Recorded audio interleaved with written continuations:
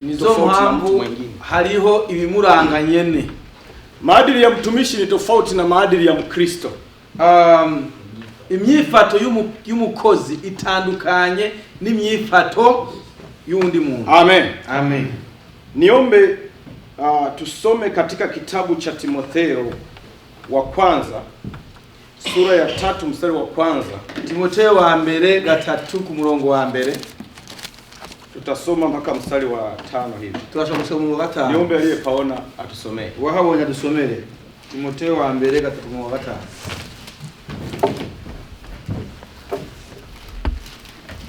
Timotheo wa mbere sura ya 3 mstari wa kwanza mpaka wa soma muzali Yesu Kristo. Timotheo wa mbere gita gatatu ku murongo wa mbere kwa 5. Abakuru bo mu ishengero uko bakwiye kumera.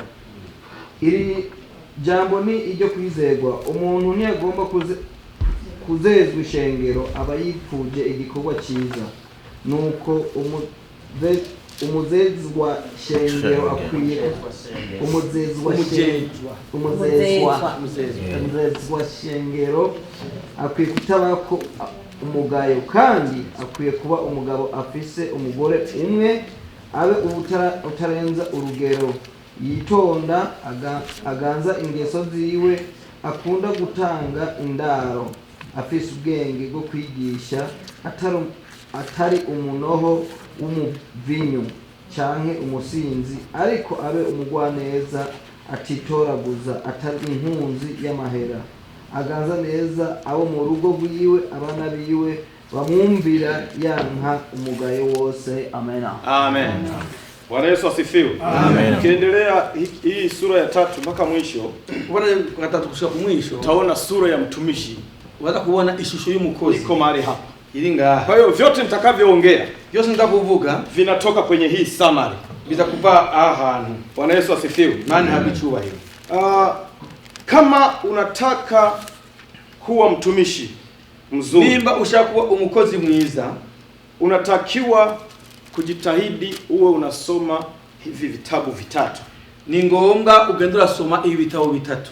Vitabu kitabu cha Timotheo wa kwanza na wa pili, na kitabu cha Tito. Igitabo cha Timotheo wa mbere n'uwa kabiri, amwe igitabo cha Tito. Hivi vitabu vinaitwa nyaraka za kichungaji. Hivi vitabu vyitwa nyaraka.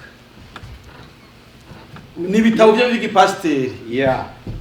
Kwa Kiingereza vinaitwa pastoral episodes. Muchoge kitwa ni vitabu vya pasteri. Yaani ni vitabu vinavyoongelea kuhusu watumishi. Ni ivyete bivugwa kubijanye n'abakozi. Amen. Amen. Kwenye hili somo, kuri gicigwa, sitasoma Biblia sana. Nakoza kusoma Biblia cyane. Kwa sababu kubera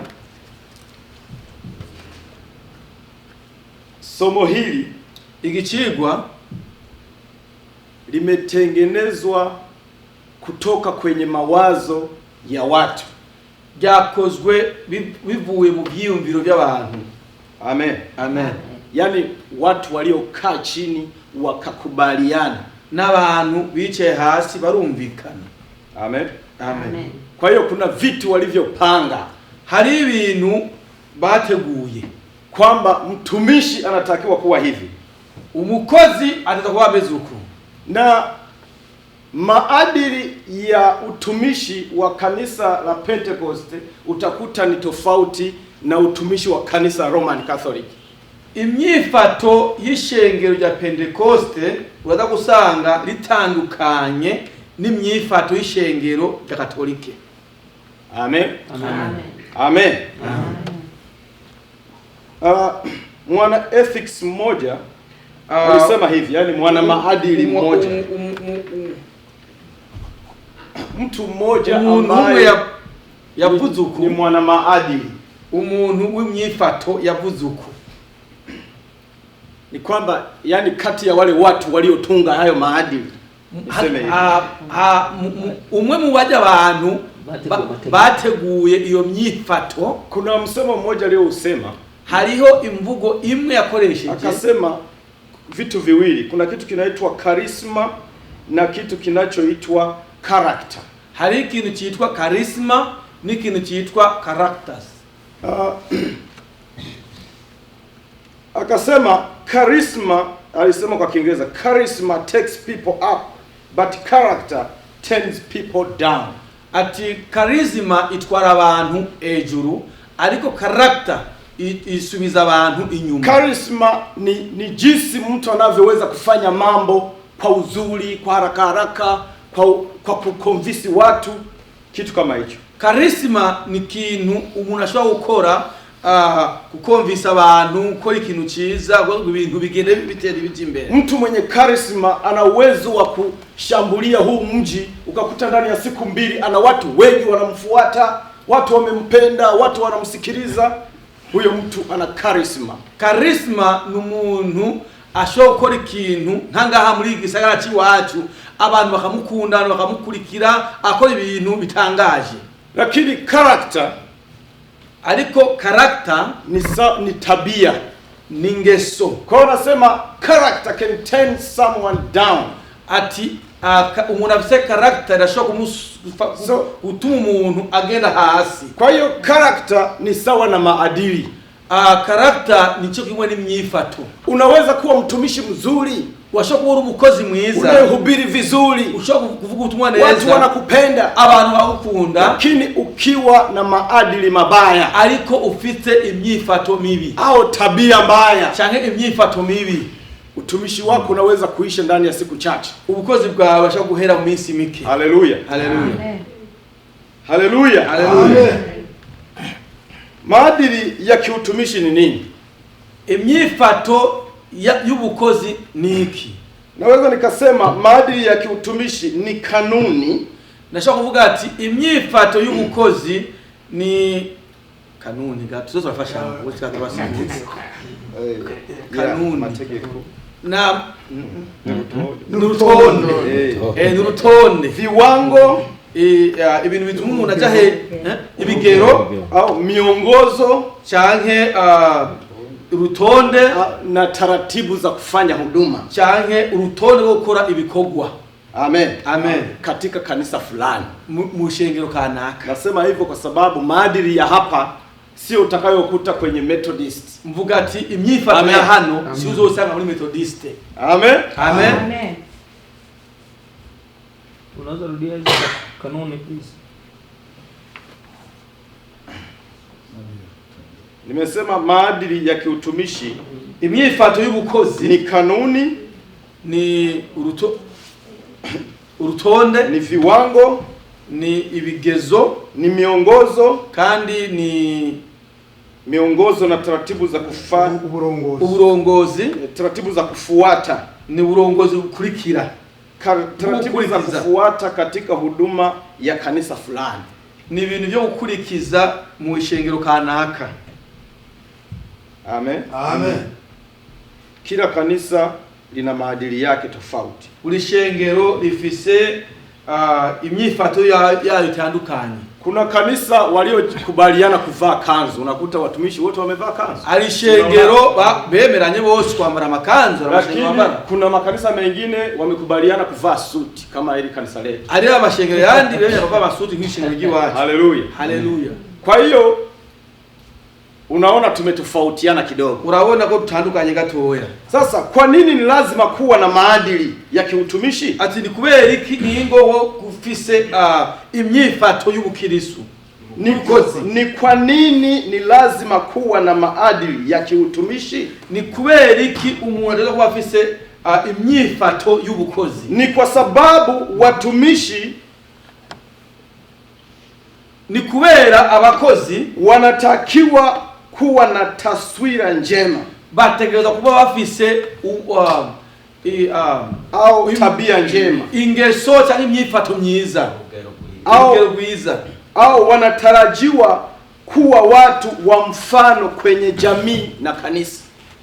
Kandi bategereza kuba bafise abantu bafise ingeso nziza mwishe, berekana akarorero keza mwishengero no mu bantu n'abantu katika jamii bafise ico bagombwa ko, ni watu wanaotarajiwa kuwa watu wa mfano kwenye jamii na kanisani.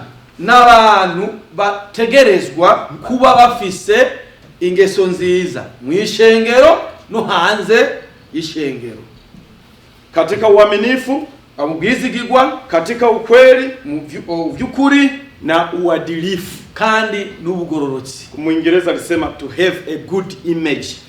Umwongeza yavuze ati kuba ufise ishusho nziza, yani ikintu abantu bose bagoma baraba bavuga ati kweli kijya kintu ni sawa, yani watoto kiangalia sema kweli hiki kitu kiko vizuri. Amen. Amen. Maadhi. Huyo ni mtumishi, uwo ni umukozi.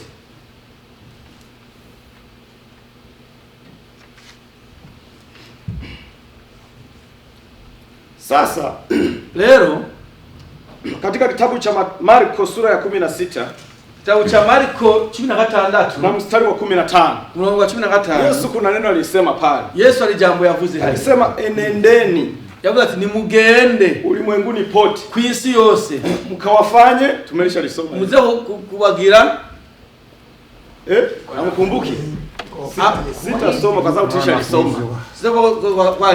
Enendeni ulimwenguni, ni mugendegende kw'isi. Amen. Amen. Mkafanye nini? Muze gukora iki? Mbona hamsemi? Tuko kwenye shule. Ni shule ngapo. Haleluya. Haleluya.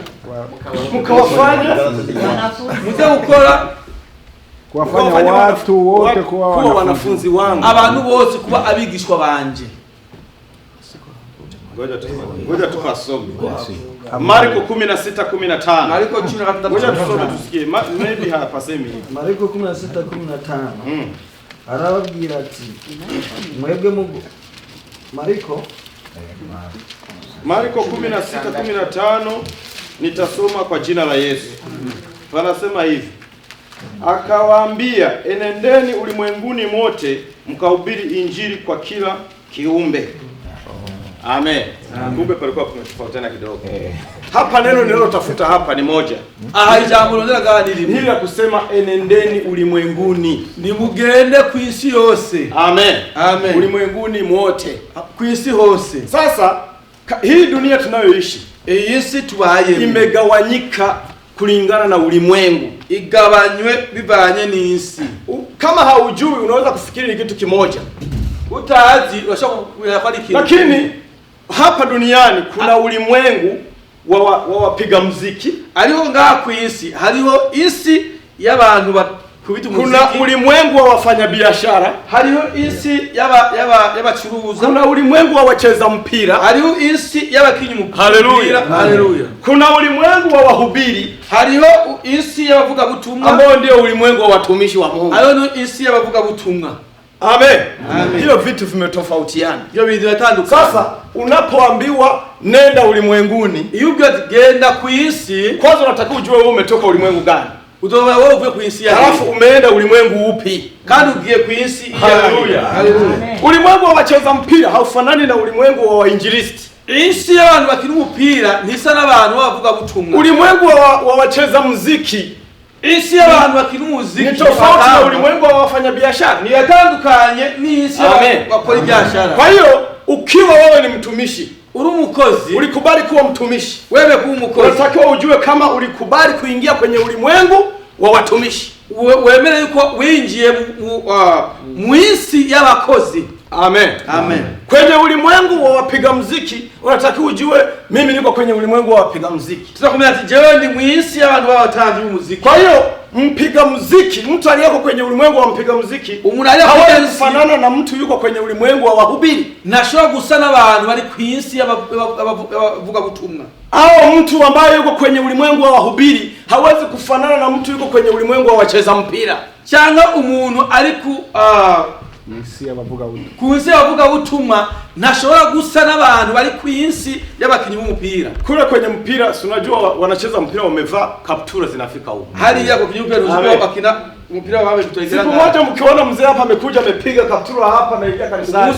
Watu wote wanasema jamani leo mambo ya watu wanashangaa. Wanatanga. Na ni sawa na kwenda uwanjani kucheza mpira umevaa kama hivi. Nizo mpamvu ugena mpira wawe huko. Mchezaji na amepangwa kucheza mpira, halafu anaingia uwanjani amevaa suti na watu wanasema jamaa akili zake vipi?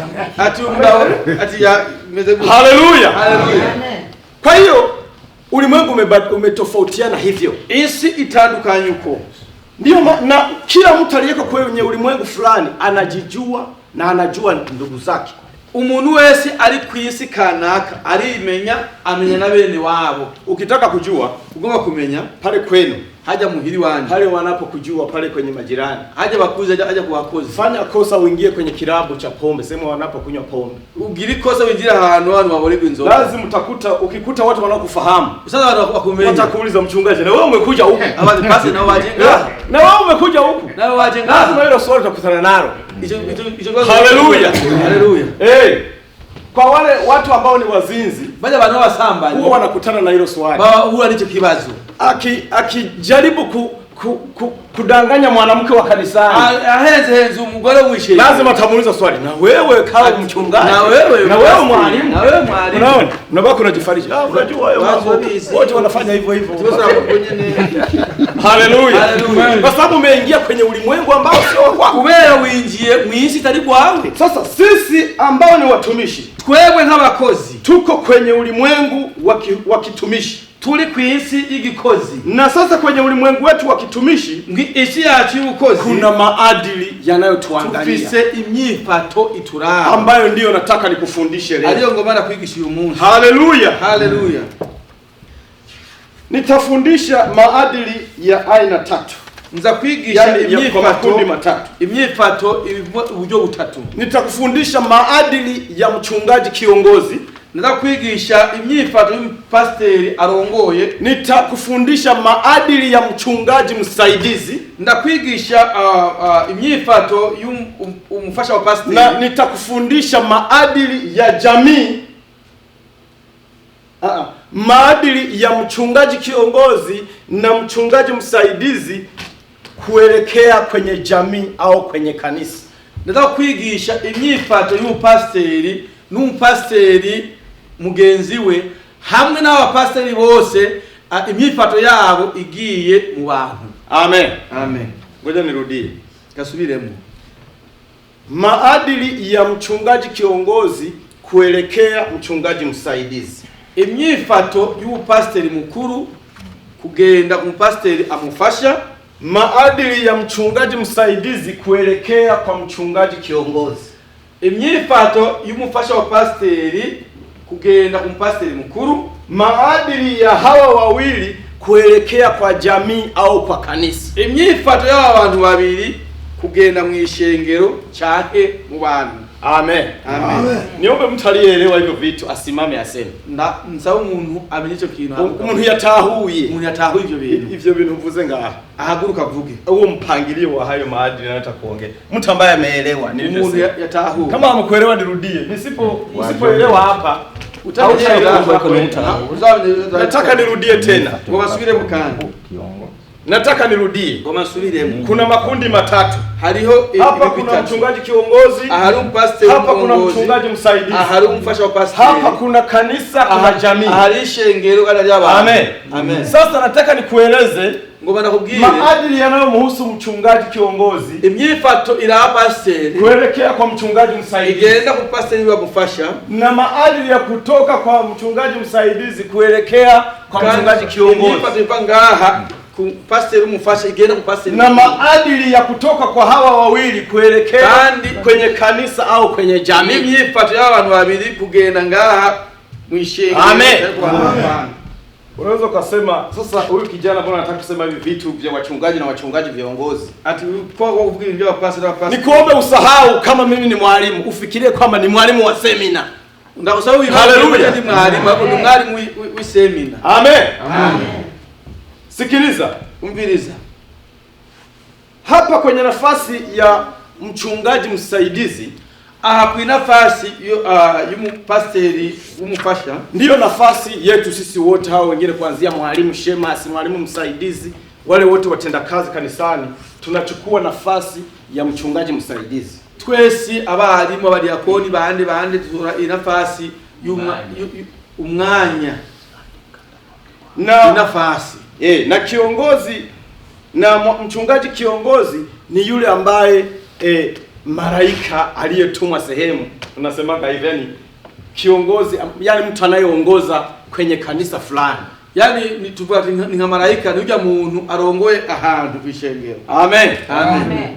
Amen. Amen. Twende sasa. Tugendelee. Wasaidizi wa mchungaji wanaanzia walimu wa nani au wote wanaitwa wasaidizi? Wasaidizi kuanzia walimu wa diakoni, walimu wasaidizi, diakoni, yani wale wote watenda kazi kanisani wanachukua nafasi ya wachungaji wasaidizi. Bose watoli nafasi ya wachungaji wofasha. Sasa tutaanza na maadili ya mchungaji kiongozi. Tutangura imyifato ya mchungaji kiongozi kanisani anatakiwa awe vipi? Umupasteri arongoye ahantu ateza kuba ameze gute towards wachungaji wasaidizi, kugenda kwa wasaidizi wake, kwa wamufasha, kwa wasaidizi wake, kwa wose wamufasha mu. Amen. Amen. Huyu mchungaji anatakiwa awajulishe kwanza kuwa yeye ni kiongozi. Awajulishe wasaidizi kwamba yeye ni kiongozi wao. Ategerezwa kubamenyesha yuko nyene ni wo murongozi wabo. Amen. Amen. Hilo ni jambo la kwanza. Hilo jambo la mbele. Mchungaji kiongozi asipowajulisha wasaidizi kwamba yeye ni kiongozi, atakuwa amefanya kosa. Mpasteri atabamenyesha yuko ari pastor kiongozi bagize kosa. Jambo la pili, rya kabiri, anatakiwa awajulishe nafasi zao katika utumishi na wajue kuwa wanaweza kubadilishwa wakati wowote. Ategereza kubamenyesha yuko inafasi zabo zo bafise hajya hantu, kandi abamenyesha yuko umwanya barashobora guhindurwa. Amen. Amen. Yani mchungaji kiongozi, pasteri arongoye anatakiwa asisahau kuwaeleza watu wanaowaongoza kwamba yeye ndiyo kiongozi. Na ategereza ntibagire kubabwira abantu yuko ari pasteri w'umurongozi. Lakini pia ariko kandi wale wasaidizi wake baada bafasha bibi, anatakiwa waeleze majukumu yao, halafu awakumbushe kwamba hata kama nimekupa hii nafasi au hata kama wewe uko hapa, anaweza kubamenyesha yuko nao ndagwa hii nafasi ngo ko uri ngaha, kuna uwezekano wa kukubadilisha. Alio niuze kuhinda. Wewe utakuwa mwalimu kiongozi wa wengine, lakini anytime naweza nikakubadilisha, washakuba nikaweka mwingine. Umukuru wa abarimu ariko umwana umwasha kuhinda ngashaho ubundi. Amen. Amen. Kwa hiyo watu wanakuwa wanajua hilo. Abantu bataka kumenya ili baadaye litakapofanyika lisisumbue mioyo ya watu. Kila ngo libaye ntiligore bitima y'abantu. Usimpe mtu kusimamia wadiakoni ukawa kama umemgawia shamba. Nube umuntu wae umuntu guhagarikira abadiakoni kama nkuwa wamuhaisha. Na usipomwambia kama kuna siku anaweza kubadilishwa, atajua yeye ni pale tu. Utamubwiye ko hari umuntu ashobora guhindurwa. Siku kimbadilisha na hama na kanisa. Maana huko mwana nazo umenya yuko azobendene gusomera. Utamubwiye agirikasha no kwimukanisha. Huyo ni kiongozi, mchungaji kiongozi. Uwo ni pasteri umurongozi. Jambo la tatu, gira gatatu, anatakiwa awaeleze maono yake. Ategeza kubabwira imbono yiwe. Mchungaji kiongozi, he is the head of the church. Tukiwa hapa duniani ndio kichwa cha kanisa. Pastor arongoye ahantu niwo mutwe y'ishengero ngaha kwinsi. Yeye ndiye Mungu amempa kushikilia hiyo nafasi. Nyene ni Imana yamuhaye kufatira iyo nafasi. Na ndiye dereva, kandi niwo dereva wa hiyo gari. Hiyo model. Haleluya. Haleluya. Sasa anatakiwa awe na maono.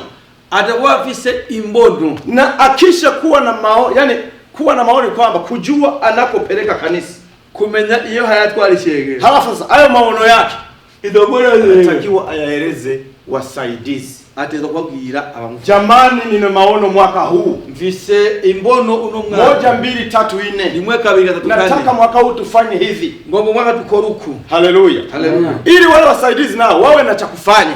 Baada wakoza wao afise kitu bakora. Baadaye nitawaambia kule kwa msaidizi. Ngababwira hada kumfanya. Sasa ukiongoza kisha tangaza maono yake. Pastor amaze kushira habona imbono yiwe. Anachoendelea kufanya ni kuangalia, je, wale wasaidizi wako wanafanya nilichowaambia? Ico akwiye kuraba ati kiye baje bafasha barakora ngo abwiye. Amen. Amen. 4 kane, kiongozi anatakiwa awasifu wasaidizi wake hadharani. Umurongozi akwiye kubashimira abo baje bafasha biyiwe ahabona, lakini awakemee faraga, ariko abakankamire mukanywa kunywabo. Amen. Amen. Huyu ni kiongozi, uyu ni umurongozi.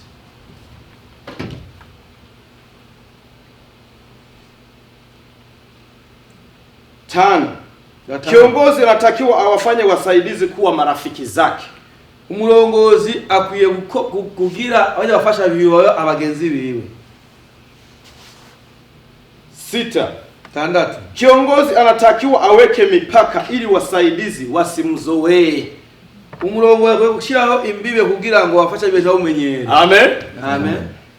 Kiongozi anatakiwa kuweka mipaka ili wasaidizi wasimzoee. Umurongozi ategeza gushiraho imbibe kugira ngo baje bamufasha ntibamenyere. Unajua ni kwa nini? Bazi kuberi hilo hata kwenye wasaidizi nitalisema. Hiyo ndio wafasha nataka kulivuga. Kuna athari za kumzoea kiongozi. Hariho ingaruka zo kumenyera umurongozi au kumzoea mtumishi, cyangwa kumenyera umukozi. Kumzoea mtumishi ni vibaya, sijui kama mlikuwa mnajua. Umukozi ni bibi. Amen. Amen. Mazoea yanaharibu mafuta. Akamenyero kicha konona amavuta. Mazoea yanaharibu mafuta ya mtumishi. Akamenyero kicha amavuta y'umukozi. Mtumishi uliyemzoea, mafuta alionayo hayatakusaidia chochote. Umukozi wamenyere amavuta yasizwe afise nacho azogufasha. Amen. Amen. Amen. Amen. Ndio maana ni makosa kuzoea mtumishi. Nizo mpamvu yani makosa kumenyera. Anakuwa rafiki yako lakini usimzoee. Asho kuba umugenzi wawe ariko ntumumenyere cyane. Amen. Amen. Kama kuna sehemu Yesu alishindwa kufanya mambo ni kwao. Nibara ahantu Yesu yarane gukoraka ibintu kwao. Alipozaliwa hakuweza kufanya miujiza na maajabu iwabo kwa sababu watu walikuwa wamemzoea. Abantu bari bamumenyereye cyane. Mahali ambapo wamekuzoea mafuta hayatoki. Ahantu bakumenyereye. Haleluya. Kwa hiyo mtumishi anayejigaragaza mu watu muwashirika na unaharibu mafuta yasije kusaidia watu, unawaharibia watu waumini. Ati umukozi iyo igaragaje mu wakirisu urumva urona mafuta yawe ntiyashobora kuza kuba. Amen. Amen. Nitaparudia hapo hiyo sehemu baadaye. Ndasubira aho hantu baadaye. Jambo la mwisho cha nyuma, mchungaji kiongozi, umpastor umurongozi anatakiwa amtambulishe na kumsifu mke wake. Ategerezwa kumenyekanisha umufasha cyangwa umugore wiwe no kumushimira. Amen. Amen. Kwa sababu hakuna mchungaji bila mke. Uko nta mpasteri atafisiki umugore. Amen. Amen. Hapo ulipofikia katika mapambano ya kanisa ni kwa sababu ulikuwa na mke. Aho washikiye gwagwane n'ishengero kumwe n'umugore. Leo mke akiondoka na nafasi unapoteza. Uyu munsi umugore agiye ni nafasi uchutaka. Haleluya. Leo ukisema nimeachana na mke, hatutakubali tena ukae pale. Kuanzia leo mambo yameisha. Ati so hali ishare haje kwa munsi ibintu byarangiye. Amen. Amen. Ukiona unapata nafasi ya kusoma vitabu, mchungaji amesema, soma vitabu, jifunze sana, fanya, ni kwa sababu mke amekupa nafasi. Uroza kanya ko gusoma ibitabo kugira ngo pastor yabivuze. Ni kubera umugore yaguhaye akanya. Amen. Amen. Kwa hiyo ukifika hapa, ushiche ngaha, tambulisha mke wako. Menyekanisha mugore wako. Na tena umsifu kandi umushimire. Haleluya. Haleluya. Yale maombi yake madogo madogo yale ndio yamekufanya uwepo hapa leo. Nje masengesho yo mato mato niyo kutumie ube ngawe. Amen. Amen. Hey. Tuendelee. Tubandane. Tumalizie hapa. Pastor kiongozi tuheze. Tunakwenda kwenye maadili ya mchungaji msaidizi. tugiye mu myifato y'abapasiteri b'abafasha. Mchungaji msaidizi ana mambo mengi, afise ibintu byinshi pasiteri. Jambo la kwanza, jambo cha mbere, ikintu cha mbere, dakika zimeisha kweli, tutiraheze, awajulishe watu kama wajulishe watu kama wewe sio kiongozi. Ubamenyesha abantu yuko wewe utari umurongozi. Mchungaji yeyote au mtu yeyote, kwanza tumesema ni kuanzia ngazi ya mwalimu na kushuka, unapofanya mambo, unapokuwa sehemu, kumbuka kujulisha watu kama wewe sio top wa hilo kanisa. Iyo uri ahantu uri nk'umwarimu cyane ingazi zose, vuga wewe ntabwo uri umukuru w'ishengero. Amen. Amen. Usifike pale wamekuagiza kwa sababu unaona peke yako, mimi natoka Right Mission Pentecost pale Racing, kwa hiyo unasahau hata kama anza na kusema mimi nimetumwa na uongozi wa kanisa, mchungaji wangu, kiongozi, watu wajue kama wewe ni msaidizi. Tangu kwa ahantu vuga ati jewe ndi mwarimu ntumwe n'uburongozi bw'ishengero, ngo abantu bamenye yuko wewe uri utumwe n'ishengero. Jambo la pili, cha kabiri, usiseme yote wakati kuna kiongozi wako. Ntuvuge byose igihe ufise umurongozi wawe. Kiwa mchungaji msaidizi, umukozi wa pastor, vuga make, uongee machache. Amen. Amen. Ubakize ya kiongozi, usigire y'umurongozi. Kuna watu wakipewa nafasi na ongea na masheri na wakati kiongozi yuko hapo, ni makosa. Ali umuntu hawe akanya aravuga kandi umurongozi ari haje na makosa. Jambo la tatu, gatatu, usivuke mpaka wako katika kuongea au kuhubiri. Ntujabuke umupaka wawe mu kuvuga amajambo cyane mu kuvuga ubutumwa. Sisi wachungaji wasaidizi, twega abapasiteri b'abafasha, hata katika kuhubiri no kuvuga ubutumwa tuna limit. Tufise limite. Sijui kama mlikuwa mnajua hizi. Sijui kama wizi. Tuna limit Tufise limit. Kuna mambo hautakiwi kusema wewe mchungaji msaidizi. Ali nitakuja kuvuga imbere y'ishengero. Unabakiza kwa ajili ya wachungaji wakubwa. Urasigaza kwa pasiteri. Amen. Amen. Sio kwa sababu wewe kwanza umepangwa. Wewe wapanga. Halafu kuongea hauna hata speed govern. Mukuvuga nta limit ufise. Kuna sehemu unaweza kuongea ukitoka hapo unapigwa, hautarudia tena kuhubiri. Hari ahantu ushobora kuvuga kwa bukarenza hamgacho bakoshaka kukasi nzoza zo kuvuga. Amen. Amen. Unashtukia ulifikiri watu wamebarikiwa, kumbe mchungaji kiongozi amekupiga mkasi. Bahezagiwe kumbe pasiteri yakujishia umukasi. Kwa hiyo mchungaji msaidizi uwe makini katika hiyo sehemu. Umufasha uwe makini kuri aho hantu. Amen. Amen. Usivuke mpaka. Ntujabukimbire. 4. Kane, sikiliza mafundisho ya kiongozi wako. Umviriza inyigisho z'umurongozi wako. Na andika. Kandi waandike. Unaona hivi vitu ninavyoongea hapa, unaweza kufikiri nimevitunga, lakini hivi vimechakachuliwa kutoka kwa wataalamu waliokaa wakaona kuwa hizi ni point za muhimu. Washoboye ati ni ibintu natunze mugabo ni ibintu byavuye ku bantu abamenyi. Amen. Amen. Hapa kuna wana theolojia, hari abantu kumenya bwenge, kuna wana ethics waliokaa wakaona kwamba hivi vitu vinafaa. Abantu b'ubumenyi na vyote vina madhara kandi byose bifite ingaruka. Usiposikiliza mafundisho ya mchungaji wako kiongozi, utumbirije inyigisho pastor wawe umurongozi, na tena unatakiwa uandike, kandi uandike. Amen. Amen. Amen. Amen. Hawa wachungaji viongozi msiwaone hivi, hawa ni dangerous, naweza nikasema. Pastor warongozi duo uko au uvuga ati ni hatari. Anakuwa na hubiri ubutumwa, lakini anaangalia kanisani, arabu ishengero.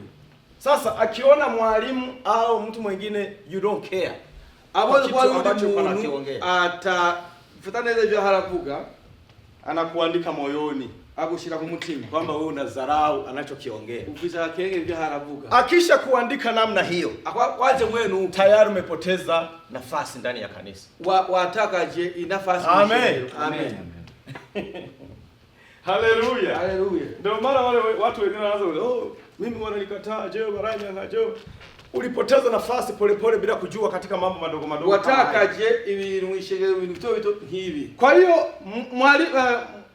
mchungaji msaidizi, pastor umufasha, hakikisha unasikiliza mafundisho ya kiongozi wako na unaandika kwenye sehemu, unakuwa na daftari unaandika.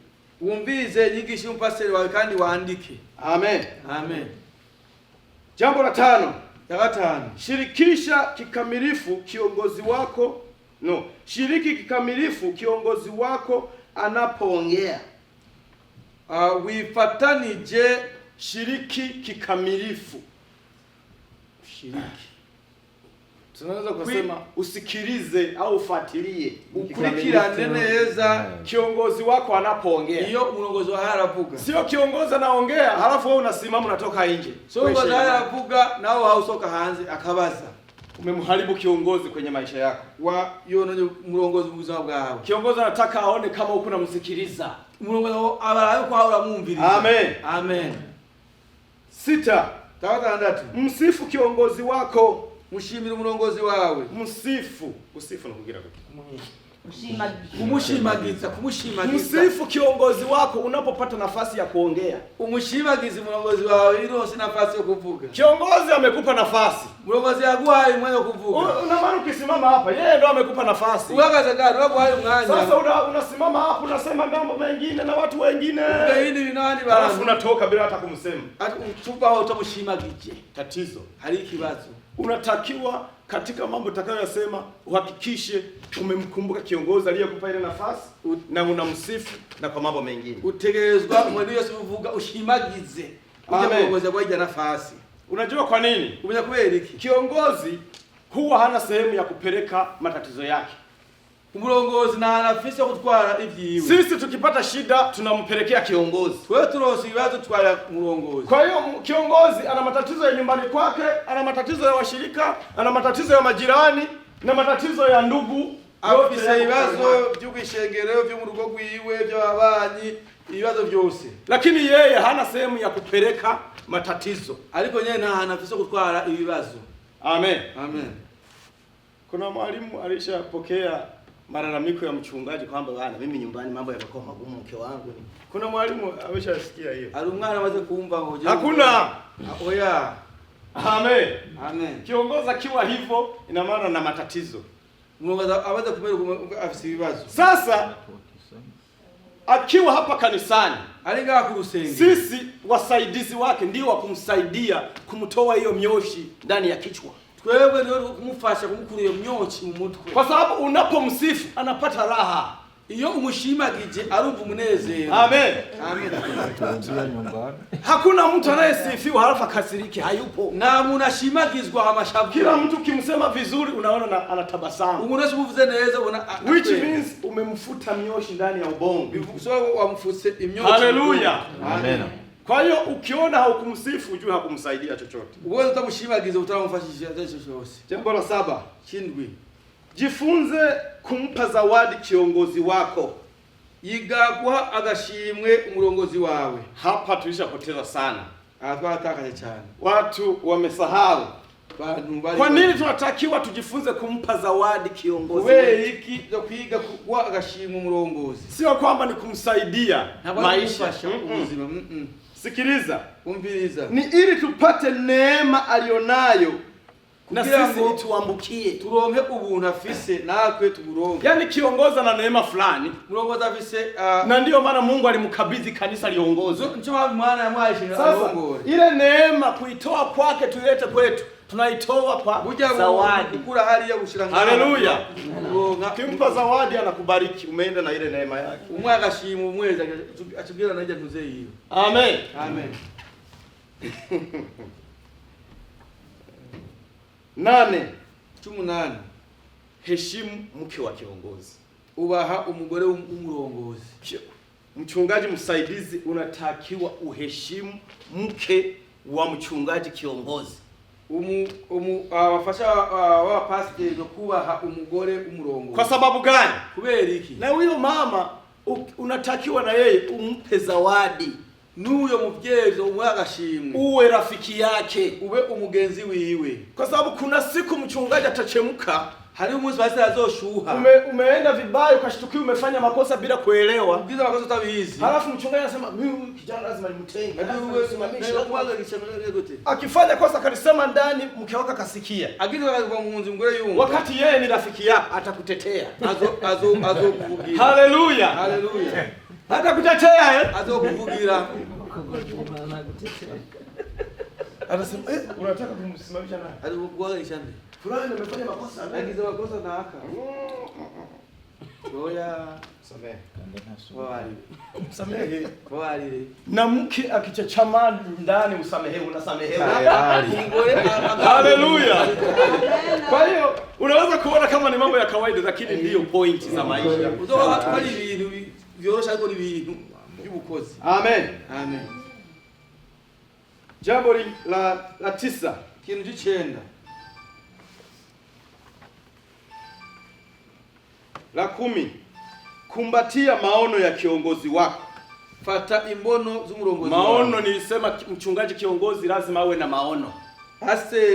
Sasa anapoleta maono, yazanye imbono, anataka ayaone wale wote viongozi wa sekta kama wako wanayafanyia kazi. Bajya bose abarongozi ariko bakorera ibikorwa. Na kiongozi anatangaza mara moja. Kandi umurongozi atangaza rimwe. Lakini kwa sisi wasaidizi natakiwa tutangaze mara nyingi yale maono yake. Ninatangaza rimwe ariko twewe wafashe tutangaza. Sasa ukisahau yeye amesema mwaka huu tunafunga na kuomba, anakukuta kwenye kundi wewe huko unatangaza mwaka huu sijui tunafanya nini, vitu vingine, tayari umepoteza point.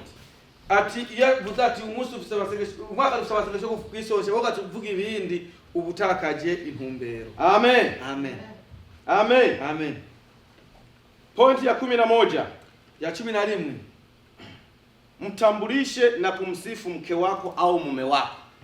Wewe mchungaji msaidizi. Mumenyekanishe umugore wawe n'ukumushimira. Umepata nafasi ya kuhubiri, warosakana umepata nafasi ya kuongea, wakala kuvuga, usisahau kumtambulisha mke au mume wako. Ntiwibagire kutambulisha umugore cyangwa umugabo wawe na kumsifu mbele ya kanisa, nukumushimagiza imbere y'ishengero. Sisi wanaume huwa tunajitahidi kuwasifu wake zetu, lakini sijasikia wakina mama mnasahau. Hawawezi. Twebwe abagabo turagerageza gushimira abagore kimwe abagore. Ujue ukisimama hapa kuna fursa ya kwake na yeye imo.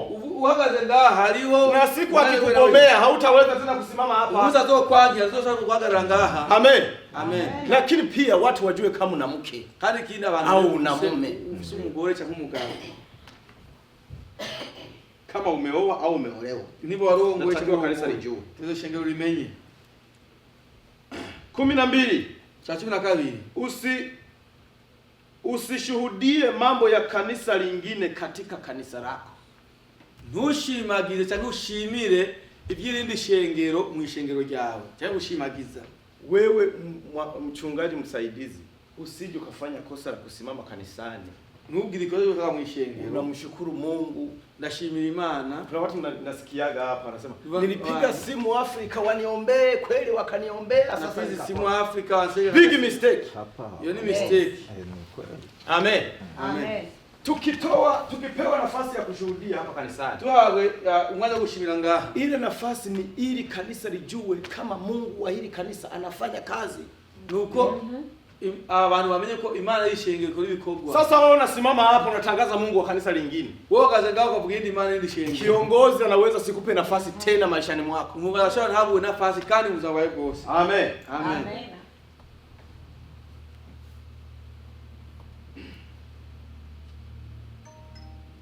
13 mtaje kiongozi wako mara kwa mara. Muvuge umurongozi wawe buri kanya. Amen. Amen. 14 waambie watu ulichojifunza kwake. Babwira abantu ico wize kuva kuri nyene. Watumishi wengi tunapoteza hiyo nafasi. Akozi benshi batakazi hiyo nafasi. Unahubiri siku ya kwanza, siku ya pili, siku ya hauna kitu hata kimoja ulichojifunza kwa kiongozi wako. Na kimwe cha wize kumurongozi. Ina maana huyo kiongozi wako aliyoko mbele yako hajakufundisha chochote. Ina maana huo murongozi wa nako na kimwe. Na kiongozi wana tabia ya kusikiliza. Je, katika mafundisho ninayotoa, semina ninazofanya, maelekezo ninayotoa, watu wanayasikia. Munyigisho ntanga mu bintu mvuga mbega abantu baravyumva. Sasa wanakuja kusikiliza wanapokupa nafasi.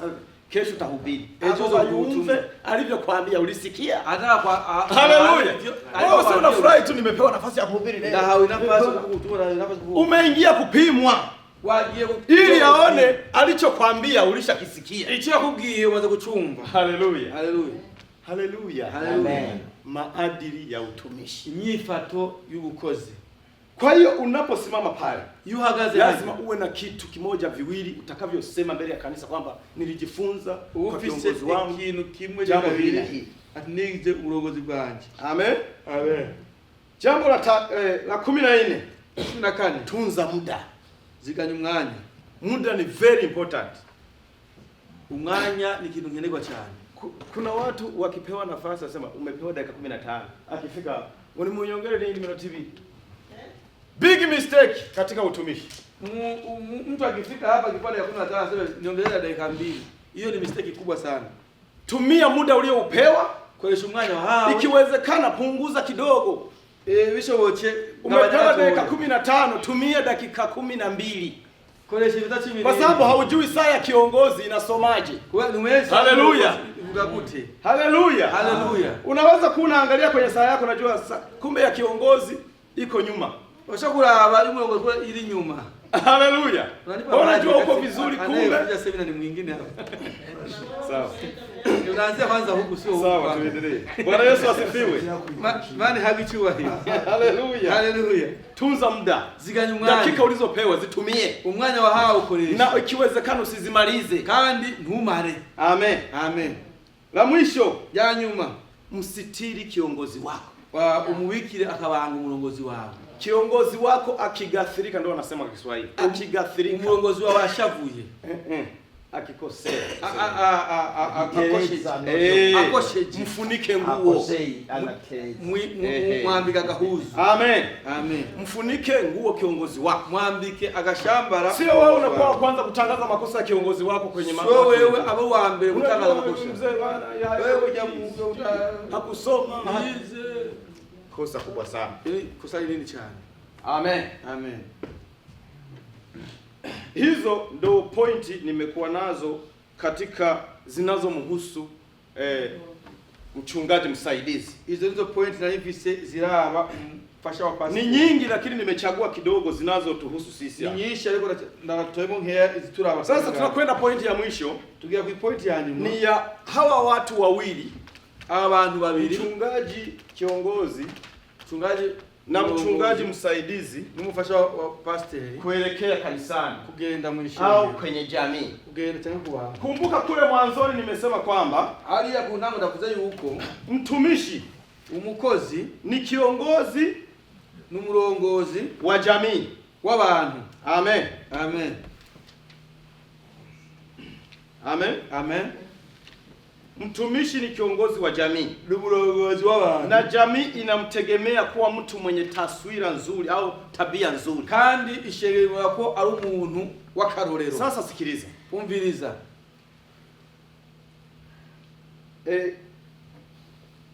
Mtumishi, umukozi ni kiongozi wa jamii, nimeshasema hilo. Ndanavuze. Haya, twende sasa. Tugendelee. Mtumishi ukiwa kwenye jamii, umurongozi uri mu bantu, kitu cha kwanza, ikintu cha mbere, unatakiwa utunze muonekano wako. Utekelezwa hapo ni mtumishi, ni mchungaji kiongozi na mchungaji msaidizi. Tunza muonekano wako mbele ya kanisa na mbele ya jamii. Bika cyane ziganya imbono yawe, imboneka yawe, ukuboneka appearance mu bantu, uko wambaye, uko wifashe, yani ulivovaa, ulivojishika, ukiwa kanisani, kugaragara kwawe au ukiwa kwenye jamii, hakikisha muonekano wako smart. Menya yuko ukuntu uboneka ube sawa, ili unapokuwa pale watu waone huyu jamani wa kwa ulimwengu wa watumishi. Mbona msemi? Ati wewe huyu muntu ari mu isi, huyu ametoka kwenye ulimwengu wa watumishi, huyu avuye ku isi y'abakozi. Sio wewe uko kwenye ulimwengu wa watumishi, halafu ukienda sehemu kwenye harusi unaenda umevaa kama wa ulimwengu wa muziki. wewe uri ku isi y'abakozi kugenda ku isi hariya y'imiziki ukamenya uwambaye nkabo, au unaenda umevaa kama watu wanaotoka kwenye ulimwengu wa wacheza mpira, cyangwa ugenda unatuchanganyia mambo y'abantu bakina umupira. Amen. Amen. Maadili ya utumishi hayakubali. Imyifato y'ubukozi liyemera. Ndio maana mwalimu hapa asingekuwa amevaa suti, nisingekubali aje hapa kunisaidia. Atoe yamba suti na kuanga. Haleluya. Haleluya. Kuna mwingine walimchagua lakini kaona hana suti. Asingesimama hapa. Na suti aliyamba desho wagaranga. Amen. Amen. Maadili ya utumishi. Imyifato y'ubukozi. Tunza muonekano wako mbele ya kanisa. Siganya imbono yawe mwishengero. Kugaragara mwishengero. Amen. Amen. Number 1. Chambe. Number 2. Ya kabiri. Epuka kuonekana ovyo ovyo kila mahali. Gerageza ntuboneke nabi. Wirinde. Uboneka ahantu hose nabi. Yani hii ni siri ya mtumishi. Subiramo tumenga. Epuka kuonekana ovyo ovyo kila mahali. Irinde kuboneka nabi. No, Kuonekana mahali popote mara kwa mara. Kuboneka hali hose. Yani wewe ni wanaita mtu wa kulandalanda mtaani. Umuntu genda mara uko hapa, mtu akienda sokoni anakukuta, mtu akienda huko anakukuta, akienda mu isoko arakusangayo bila anakusangayo. Mtumishi lazima uwe makini, usionekane mahali pote. Umukozi kwa ufise ube makini ntubonekane hali hose. Tembea sehemu chache. Genda watu wakusahau, abantu bakwibagira, wakuone mara moja, wakuone rimwe. Amen. Amen. Namba 3. Chaka 3. Usile ovyo ovyo. Ntuje uko wishakiye. Mtumishi hautaki kula ovyo ovyo. Umukozi gwe bya ovyo ovyo. Kutajiana mtu kuna kula tu hapo. Munzira kurajya ugenda. Kosa. Je ni kosa. Amen. Amen. Amen. Amen. Umeenda kwenye sherehe, ugiye ku munsi mukuru. Be careful. Uiraye. Chukua chakula kidogo sana. Ingia nkeya. Yani kidogo. Ingia nkeya. Wengine wanasema unataka kwenda kwenye sherehe umeshiba. Alafu tutoka ku munsi mukuru wali wa hasi. Mwana ethics mmoja alisema unatakiwa kwenda kwenye sherehe umeshiba. Umwe niwe yavuga tutoka ugenda ku munsi. Usiende kwenye sherehe una njaa, utaharibu utumishi. Nugera mu munsi mukuru ufise inzara. Unapakia sahani ina njaa, unaongeza na wanakupa na sahani lingine. Bagwa nindi sahani. Mtumishi anaenda umukozi agenda n'inkoko n'isahani zibiri. Unatuharibia kwenye ulimwengu wa utumishi. Sio hivyo. Watwonera urogo cy'umukozi nabo bimeze uko. Amen. Amen. Amen. Amen. Nenda kwenye sherehe umeshiba. Genda ku munsi mukuru wa hazi. Chukua tunda moja, akantu kamwe, nani kamoja, kamwe, chukua na maji, toa na maji. Mbona umechukua? Hamna shida. Tuko yuko ntabwo pale nakula. Umejiheshimia. Yaani watu mpaka wakiangalia sema kweli huyu mzee kweli mtumishi. Ati waba mtaba kweli n'umukozi. Watu wanakuona mfano, kitu wanakaolero. Kwenye ulimwengu wa utumishi ni hivyo. Mwisi y'abakozi nuko. Amen. Amen. Kitu kingine, kintu usiongee ovyo ovyo. Ntuvuge cyane. Utumishi uko kwenye ulimwengu wa utumishi. Umukozi linda mdomo. Uli ku isi y'abakozi. Umeenda sehemu kuna kilio, wewe ndio unakuwa msemaji wa watu wote. Unajua hafu watu wanacheka. Uranikiyo wewe ni mtumishi kweli. Kuvuga abantu batwega. Hakuna.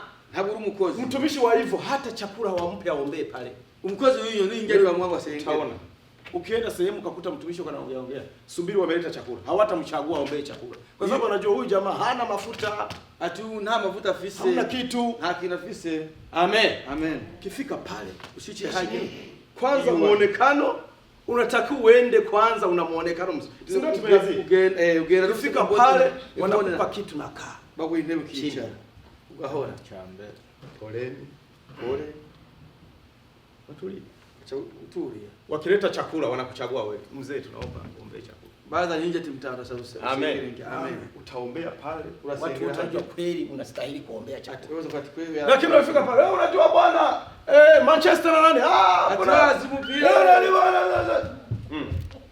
Wakileta chakula hawakuchagui. Baada ninje wewe hauna mafuta. Wewe na mafuta ofisi. Amen. Amen. Kwa hiyo mtumishi, jirinde sana kuongea ovyo ovyo ukiwa kwenye watu. Irinde kuvuga cyane uri mu bantu.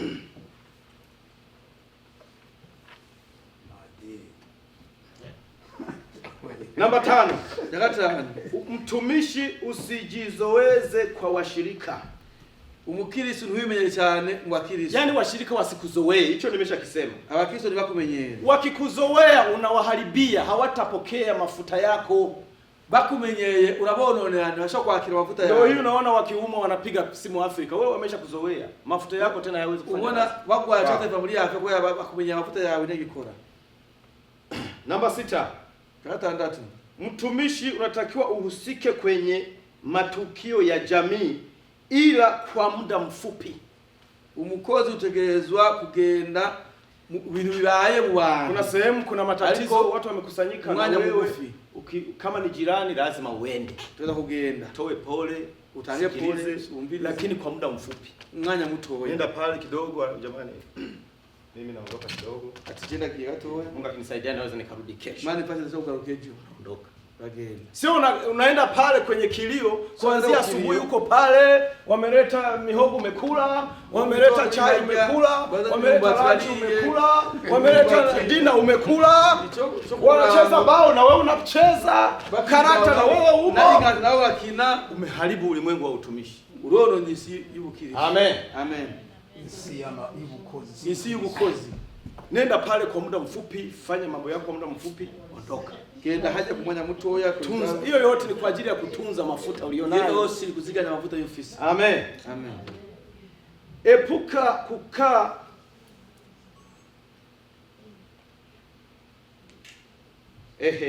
epuka kukaa na watu wa jinsia tofauti mahali pasipo na ushahidi. Irinde kwicara n'abantu jinsia tofauti. Yaani kama wewe ni mwanaume, jirinde abantu basangiye ibicina mahali ambapo hapana ushahidi. Ahantu tagira mwibanga. Amen. Tagira sura. Be careful. Wewe ni mwanaume, mwanamke amekuomba ride.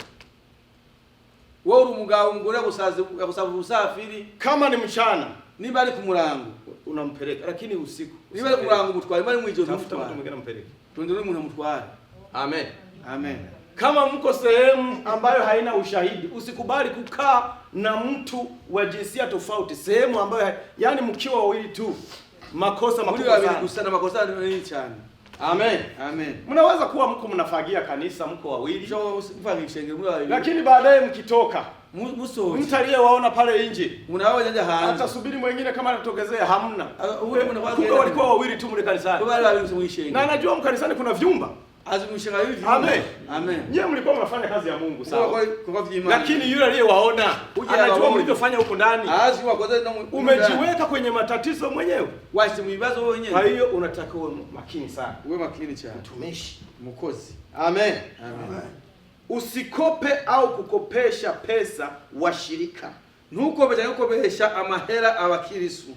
Wewe kama ni mtumishi, wewe ngumukozi, usiombe washirika wa kuazime hela. Ntusabe abakirisu bakusaba. Au wewe usiwape hela washirika. Cyangwa wewe ntuba amahera abakirisu. Hivi vitu vina madhara tena makubwa. Hivi bifise ingaruka mbi cyane. Utashindwa kuhubiri. Uzonariko kuvuga ubutumwa. Amen. Amen. Utashindwa kufanya kazi ya Mungu. Uzonariko ikorwa cy'Imana. Kwa sababu anayekudai kuna muona hapo. Uwo kudaya ngaho kwa Mungu. Utasema Mungu anajibu. Uvuga ati Imana irishura. Utasema Mungu anatenda. Anaweza. Ati Imana irako Imana irashoboye. Itakuwa vigumu. Izo bigoye cyane. Lakini pia kama ulimkopesha mshirika, ati nibo wahaye umushika mahera, ukasahau ukasema mambo ya hela, ukiba kuvuga ibintu by'amahera, atasema umemsema yeye, uzovuga ati uravuze nyene, hautamuona tena kanisani. nizo hari mu ishengero. Amen. Amen. That's how is too bad. Iyo kwa hiyo jirinde sana, irinde cyane kuingia kwenye mambo kama haya, kuingia mu bintu hivi.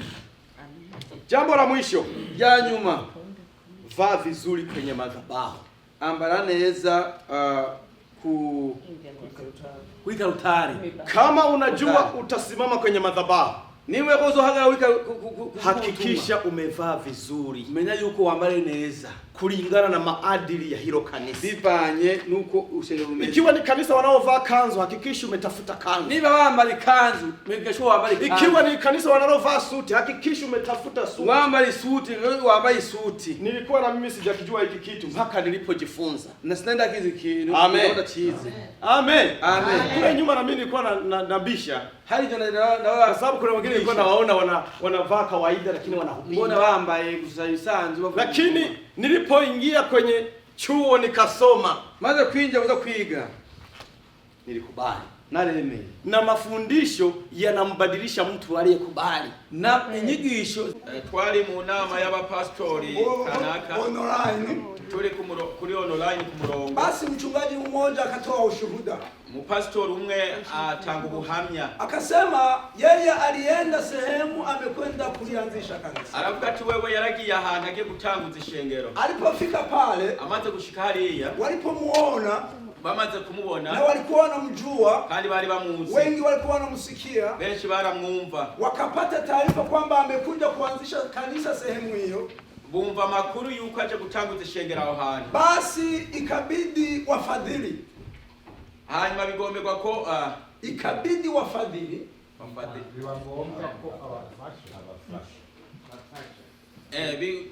biba ngombwa ko haba abantu bamufasha.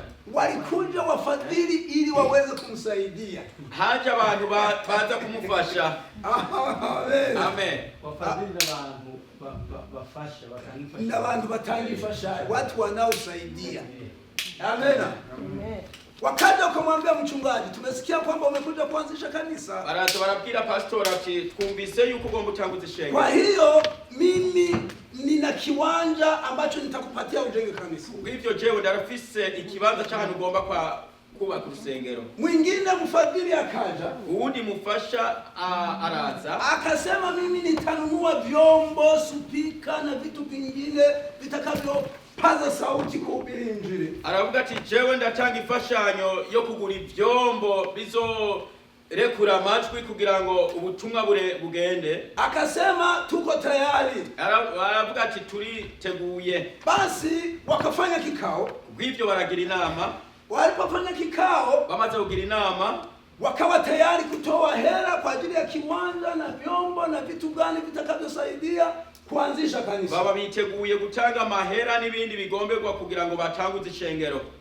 Mtu mfadhili mwingine akaja, uyundi atanga ifashanyo araza, akasema mimi niko tayari, mimi ni mtu wa media, nitatoa vipeperushi, nitarusha matangazo mji mzima siku ya kuanza kanisa ili watu wote wajue kama kanisa hapa mpya tumekuja kuanza. Aravuga ati jewe ndi umuntu njejwe ibinyamakuru, nzotanga amakuru, nzotangaza hirya no hino kugira ngo abantu bashobore kumenya yuko hagiye gutangura igikorwa. Yule mchungaji akasema asante, akanyosha mikono akasema Mungu umesikia na ni mpango wako, sasa kazi inaenda kuanza. Pastor arashima, aravuga ati murakoze kandi ashima Imana ati Mana urakoze, ndabonye ko ari integuro yawe.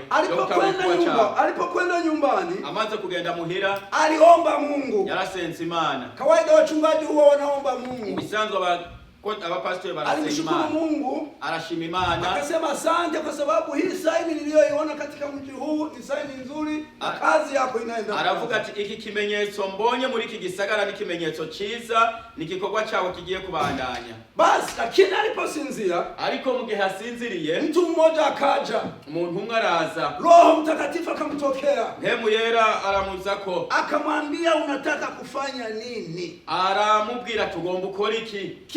Vitu unavyotaka kuvifanya katika mji huu ni vitu gani? Ibintu ugomba ukore muri iki gisagara ni ibintu nyabaki. Akamwambia kanisa halianzi hivyo. Aramubwira ati shengero ntiritanguka uko. Akasema nenda usome katika vitabu ni jinsi gani mimi nilivyoanzisha kanisa. Aravuga ati genda usome mu gitabo ni gute jewe natanguza ishengero. Basi akaamuka akashangaa. Hanyuma arayikangura aratanga, akaenda kusoma katika vitabu vya Matendo ya Mitume, agenda gusoma mu gitabo cy'ibyakozwe n'intumwa, jinsi Yesu alivyoanzisha kanisa, ingene Yesu yatanguje ishengero. Alipokwenda kusoma, agiye gusoma, akaona Yesu hakuanza kanisa na matangazo na vyombo vya kupaza sauti na vitu gani. Yesu hakuanza hivyo. Agiye gusoma yasanze Yesu atatanguje ishengero nibimenyesha makuru no gutangaza n'ibindi bintu. Akakuta Yesu alianza kanisa kwa maombi. Asanga Yesu yatanguje ishengero n'amasengesho. Na alipokwenda mbinguni aliwaambia wanafunzi, nendeni Yerusalemu musubiri. Kandi amaze kugera mu ijuru yabwiye abigisha ati gendi Yerusalemu murindire. Yule bwana aliposikia mtu huyo malaika Roho Mtakatifu akimpa ushauri huo, ujya muntu amaze kumva muhemu yera amuhaye iyo mpanuro, alienda kwa wale wafadhili, yaragiye kwa bajya batanga imfashanyo, akasema ninawashukuru arababwira ati ndabashimiye kwa msaada wenu, kubw'imfashanyo yanyu, kwa hiyo mambo yamebadilika, kubw'ivyo ibintu birahindutse, nimechukua programa nyingine, ndatoye iyindi programa, Mungu awabariki, Imana nibahezagire, kiwanja akaacha, ikibanza aragiheba, vyombo akaacha, ivyombo arabireka, wa ule ufadhili wote akasimamisha, kabufasha bwose arabuhagarika, akaanza maombi na watu 10 katika nyumba ya mtu mmoja, acatangura amasengesho ari kumwe n'abantu 10 mu nzu y'umuntu umwe, akaanza maombi, atangura n'amasengesho. Alisema walianza wakiwa watu 10, yavuze ati batanguye ari abantu 10, lakini katika mwezi ariko mu kwezi walikuwa wameshaongezeka, baza bamaze kuongereka, na wakaamua katika ile nyumba wakasema, hapa sasa itakuwa shida, tukatafute ukumbi sehemu nyingine, baca bavuga ati aha bizo ibibazo, reka tugere kurondera ikindi kibanza. Mpaka mwaka mmoja alisema alikuwa ameshakuwa na watu zaidi ya 1000. Mu mwaka umwe yavuze ati yari amaze kugira abantu bashika 1000. Bwana Yesu asifiwe sana. Yesu ashimwe cyane. Amen. Amen. Lazima tuanze kanisa kama Yesu alivyoanza. Ni ngombwa dutangura ishengero nkuko Yesu yatanguye. Tuko kwenye somo la jinsi gani kanisa linaongezeka. Turi mu cigwa cinge n'ishengero rishobora kongereka. Kanisa itaongezeka kama tutaenda katika misingi ya Yesu Kristo. Ishengero rizogwira mu gihe tuzogenda mu mushinge. Kama hatutaenda katika misingi kama Yesu aliyoanzisha kanisa, ni tutagenda mu mushinge canke mu mfuruka Yesu yakoresheje, tuko katika mambo mengine wala kanisa halitoongezeka. Tuzoba turi mu bindi bintu, ishengero ntirizogwira. Kwa nini Mungu anapenda kanisa liongezeke? Kubera iki Imana igomba ko ishengero rigwira. Tusome katika kitabu cha Methali, dusome mu gitabo mu Migani sura ile ya 14, ibice 14 na mstari ule wa 28, umurongo wa 28.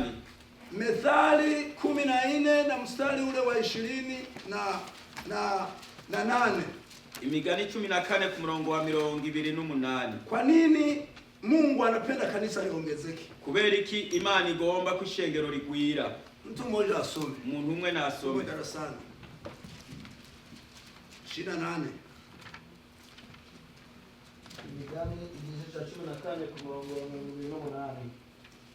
Turasoma muze Yesu Kristo. Icyubahiro cy'umwami giterwa n'ubwinshi bw'abantu, ariko uguhenebera kwa segaba guterwa no kubura abantu. Amen. Amen. Bwana Yesu asifiwe sana. Neno la Mungu linasema utukufu wa mfalme ni wingi wa watu wake, bali uchache wa watu ni uharibifu wa mkuu wao. Amen. Amen.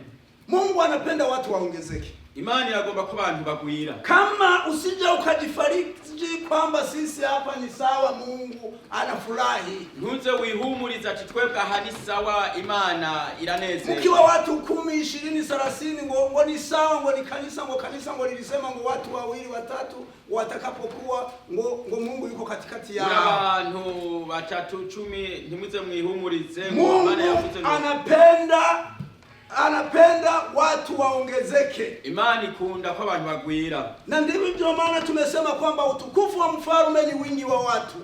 Ni nkuko twasomewe ngo icyubahiro cy'umwami n'ubwinshi bw'abantu.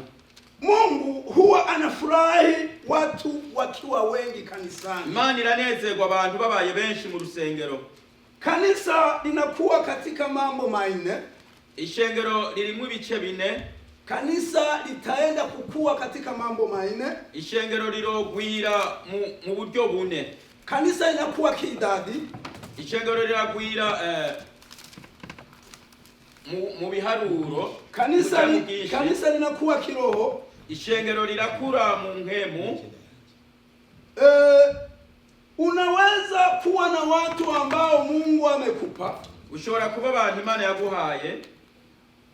Ukiwa nao mu gihe ubafita, unaweza ukaona watu hao hawaongezeki.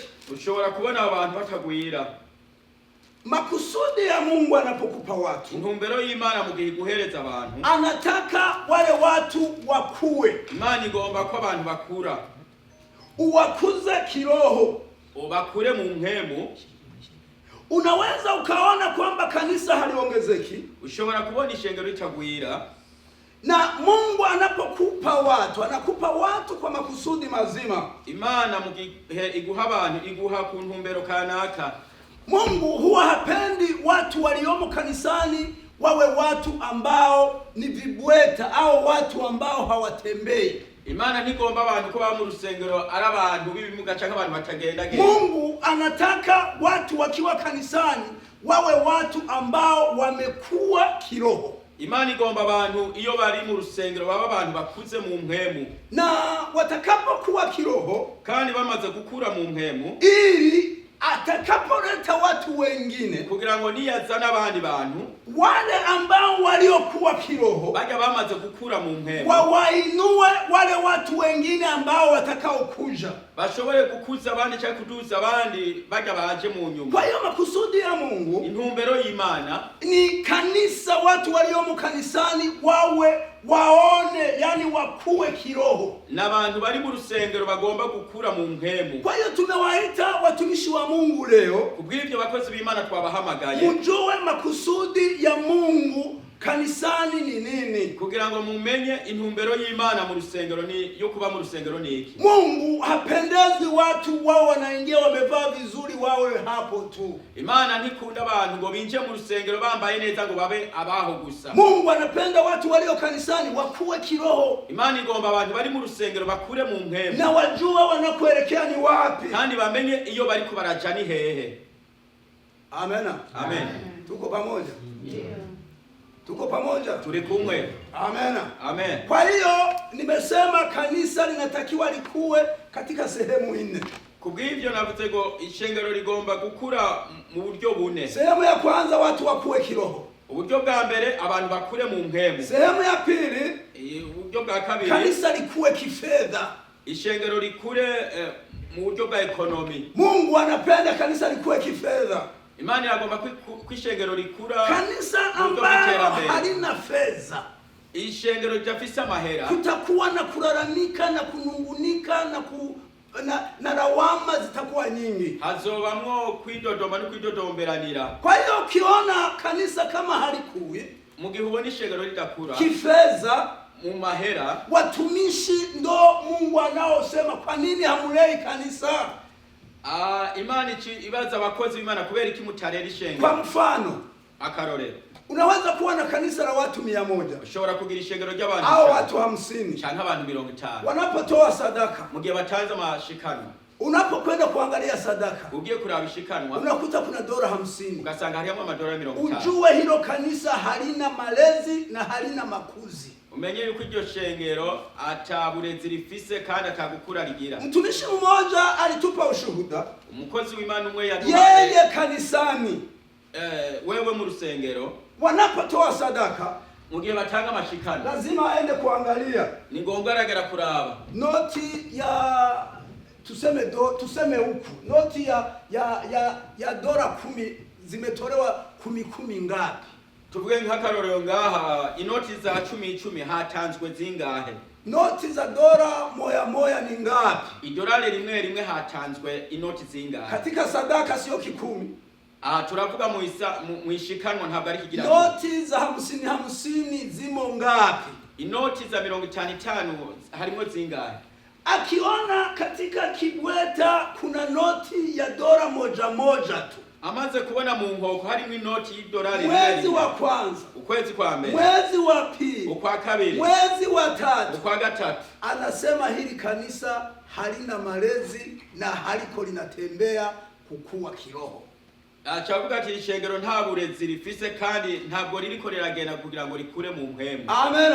Amen. Lakini unaona makanisa yetu ya leo, ariko urabona amashengero yacu y'iki gihe kuhesabu tu, no guharura gusa. Kiongozi, umurongozi, mtumishi, umukozi, wanaohesabu sadaka, abaharura amashikano, hawaweki takwimu hivi zimeingia noti za 20 ngapi, zimeingia noti za 10 ngapi, zimeingia noti za 5 ngapi, zimeingia noti za dola moja ngapi. Nibashira urutonde ati hinjiye inoti za 10 zingahe, inoti y'idolari rimwe zingahe. Ili kanisa likuwe kifedha, kugira ngo ishengero rikure watumishi ndio watakaosababisha kanisa likuwe kwa mafundisho. Abakozi b'Imana nibo bagomba ko iryo shengero rikura mu buryo bw'amahera bakoresheje inyigisho. Hiyo ni hatua ya pili. Iyo ni intambuko ya hatua ya tatu. Intambuko ya gatatu. Kanisa likuwe kimfumo. Ishengero rikure mfumo. Tusaidie mfumo nini? System. System mfumo. System kirundi ndakibura. Ni urutonde. Urutonde. Bwana Yesu asifiwe sana. Amen. Kanisa likuwe kwa mfumo. Ishengero rikure mu rutonde. Ujue watu watakavyoingia kanisani.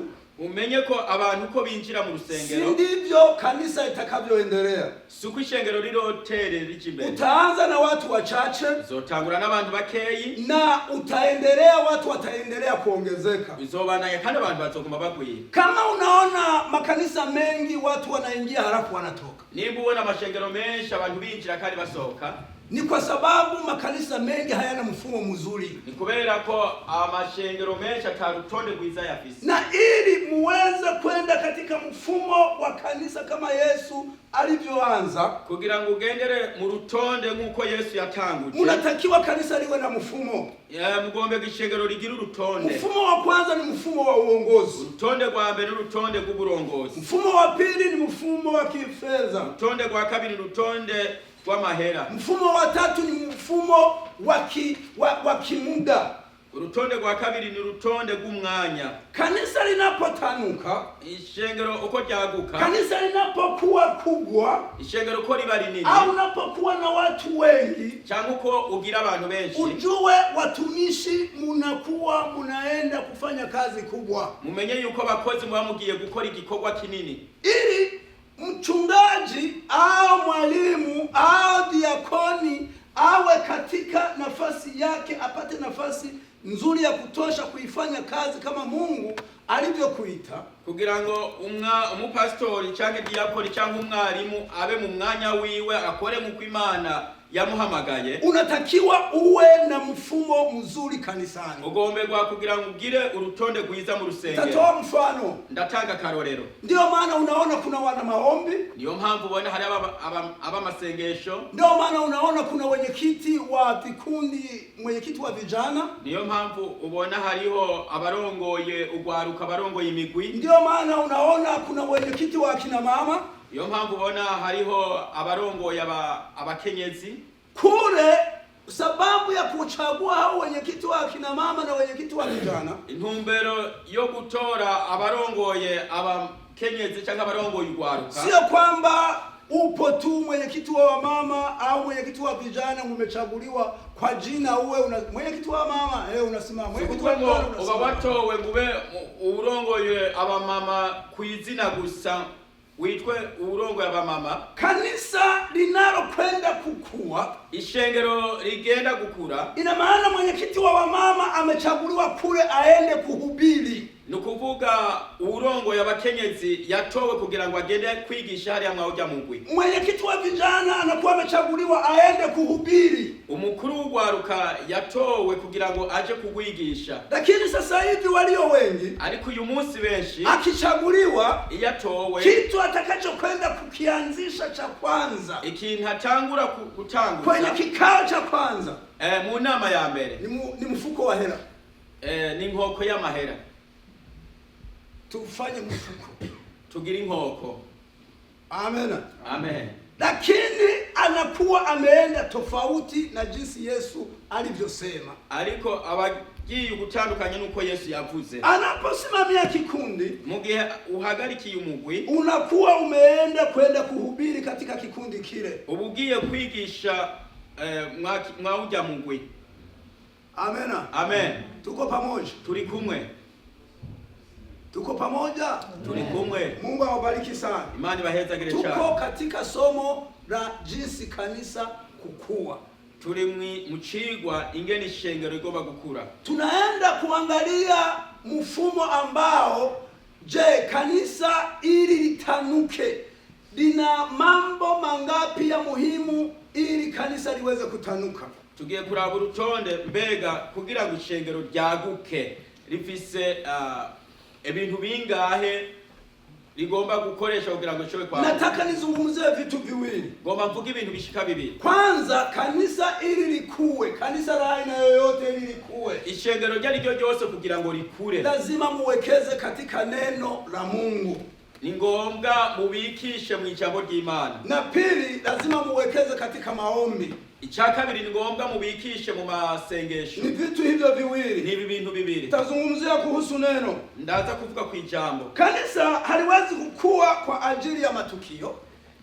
Ishengero ntirishobora gukura kubw'amakuru. Kanisa haliwezi kukua kwa ajili ya matukio. Ishengero ntirishobora gukura kubw'ibintu biriko birashika cyangwa ibibazo kanaka. Kuna makanisa mengi, hariho amashengero menshi, wao ni waimbaji tu. Benshi usanga arabaririmbyi gusa. Unaona ni nyimbo wanaingia wanaimba alafu wanarudi nyumbani. Uzosanga ari indirimbo bo barinje bakaririmba hanyuma bagasubira mu rugo. Utaona kanisa jingine, uzobona hari irindi shengero, wao ni nyimbo wanaimba kidogo halafu baadaye wananunua chakula wanalia pamoja halafu wanaenda nyumbani. Wao ni indirimbo gato baririmba bakaca bagura ivyo kurya bagasangira bagasubira mu rugo. Matukio ambayo ninayoyazungumza. Ibyo nibikorwa ndiko ndavuga. Ili kanisa likue, ili kugira ngo ishengero likue, lazima tuwekeze katika neno la Mungu. Ni ngombwa tubikishe mu ijambo ry'Imana. Kama hautowekeza katika neno la Mungu, mu gihe tutabikisha mu ijambo ry'Imana, kanisa halitokuwa. Ishengero ntirizokura. Kanisa itakuwa kwa ajili ya kuwekeza katika neno. Ijambo ikanisa ishengero likura mu buryo bwo kubikisha mu ijambo. Ndio maana neno la Mungu linasema, iyo mpamvu ijambo ry'Imana livuga, Bwana ni mchungaji wangu, Imana uhora ni wo mungere wanje, katika majani mabichi ufanya nini?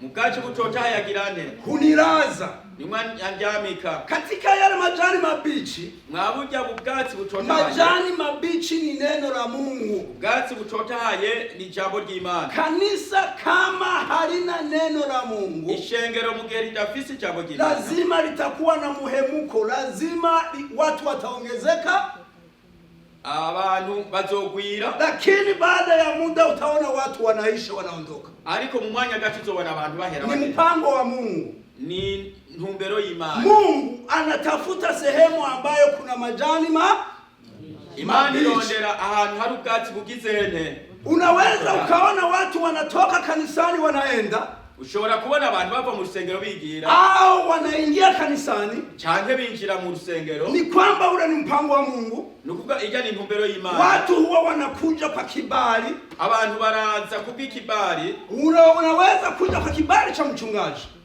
Urashobora kuza kuri kubwa invitation y'umukozi. Kibali uburenganzira. Kibali cha Mungu. Unaona kila mtu ikibali cha uburenganzira. Kwa mfano mimi ninasema Mungu ninaomba kibali. Mugihe hari mvuga ati Imana nasavye ikibali. Ina maana unapokuwa mchungaji, nukuvuga mu gihe ubaye umupastori, kibali kinaweza kikawaleta watu. Uburenganzira burashoboye kuzana abantu. Na wale watu watakapokuja, kandi abantu bamaze kuza, wanatakiwa wakae chini uweze kuwafundisha kwa hekima. Bagomba kwicara kugira ngo ushobore kubigisha mu bwenge. Sasa kila kitu nilichokuwa ninakizungumza kwamba huwaraza katika majani mabichi, kiya kintu nariko mvuga ati abaryamika mu bwatsi butotahaye. Mungu anajua kanisa ambako kuna majani mabichi. Imana iraza ahantu hari ubwatsi butotahaye. Kwa hiyo analeta watu ili waweze kulala pale katika majani mabichi. Hivyo izana abantu kugira ngo ibaryamike mu bwatsi butotahaye. Kama hakuna majani mabichi, mu gihe hata bwatsi butotahaye, watu wanaondoka wanaenda, Mungu anawatafutia sehemu nyingine ambayo kuna majani mabichi. Abantu baragenda, Imana ikabaronderera handi hari ubwatsi butotahaye. Amen. Amen. Naomba unisikilize kwa hili neno. Ndagusaba unyumve. Kwa hiyo watu wanaweza kuja kwa kibali. Abantu barashoboye kuza kubw'uburenganzira. Na watu kanisa halikui kwa matukio. Kandi shengero ntishobora gukura. Watu wanaweza wakaongezeka wakawa wengi mwaka mmoja mwaka wa pili. abantu barashoboye gukura bakagwira mu mwaka wa mbere, umwaka wa lakini kabiri, ile sehemu kama hakuna majani mabichi, mu gihe hajya ahantu akabwatsi butotaye, ujue kesho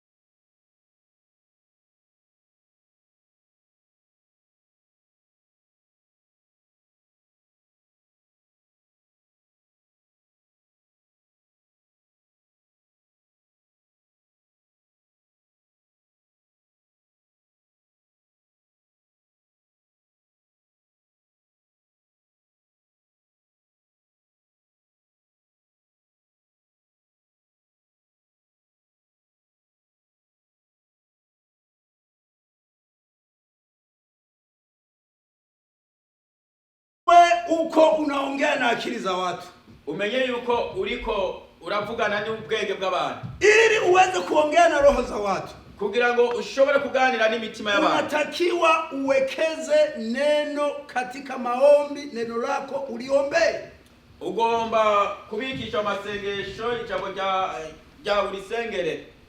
Neno litabadilisha mioyo ya watu. Shengero ijambo rizohindura imitima cyangwa ubuzima bw'abantu wakati utakuwa umeliombea, mu gihe uzoba warasengeye. Lakini kama neno haukuliombea, ariko ijambo utarisengeye, halitobadilisha mioyo ya watu, rizohindura imitima y'abantu. Utahubiri, uzobwiriza, lakini uko unaongea na akili za watu, ariko uri kuravugana n'ubwenge bw'abantu. Lakini ukitaka neno libadilisha mioyo ya watu, ariko ugomba ko ijambo rihindura imitima y'abantu, neno lazima uliatamie. Ni ngombwa ijambo urihagararemwo, uliatamie, ulibundikire, ulibundikize. Amen. Amen. Na Yesu alisema, kandi Yesu yaravuze, kiwango kidogo cha mtumishi kuombea neno au kuomba, urwego ruto rw'umukozi kusengera ijambo ni saa moja, ni saa imwe. Amen. Amen. Mchungaji mmoja alitoa ushuhuda, umupastori umwe yatanze kwao katika kanisa hilo. Bobo kuri iryo sengero, hauruhusiwi kuwa mchungaji kama hauna uwezo wa kuomba saa nzima.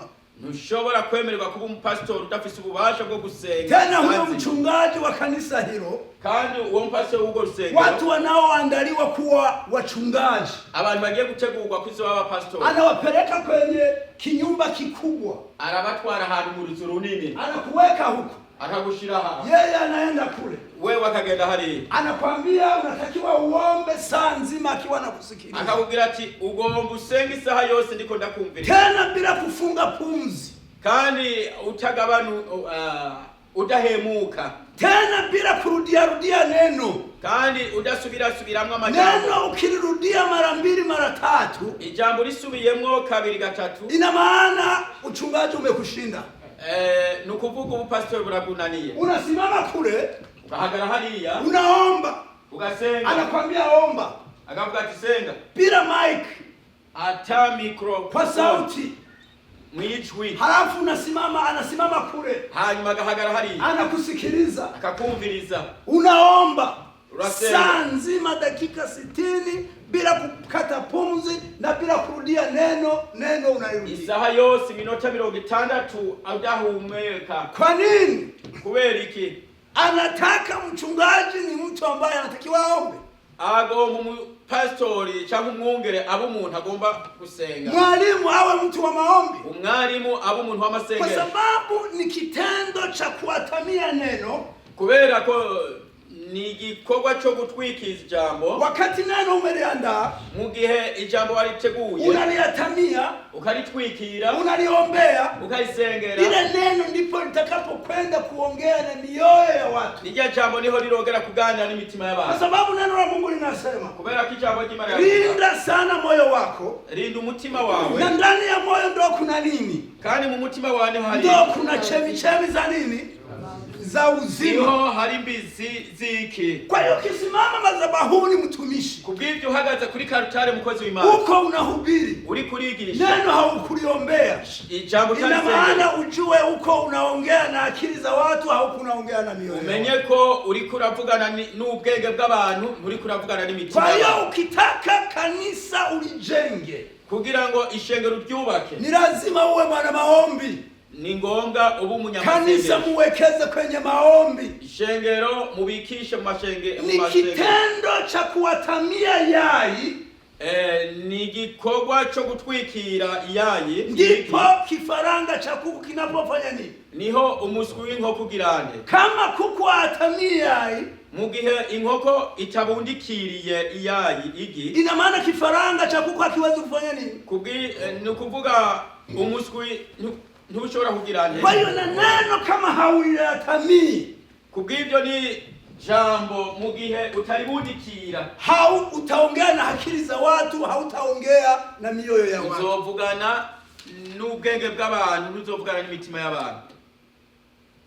Amen. Amen. Tuko pamoja. turi kumwe. Kwa hiyo ndio maana tumekusanyika tuambizane ukweli. Ubw'ibyo niyo mpamvu twakoranye. Nimesema maneno mawili. Navuze ibintu bibiri. Kwanza uwekeze katika neno. Ubwa mbere ubikishe uwe msomaji.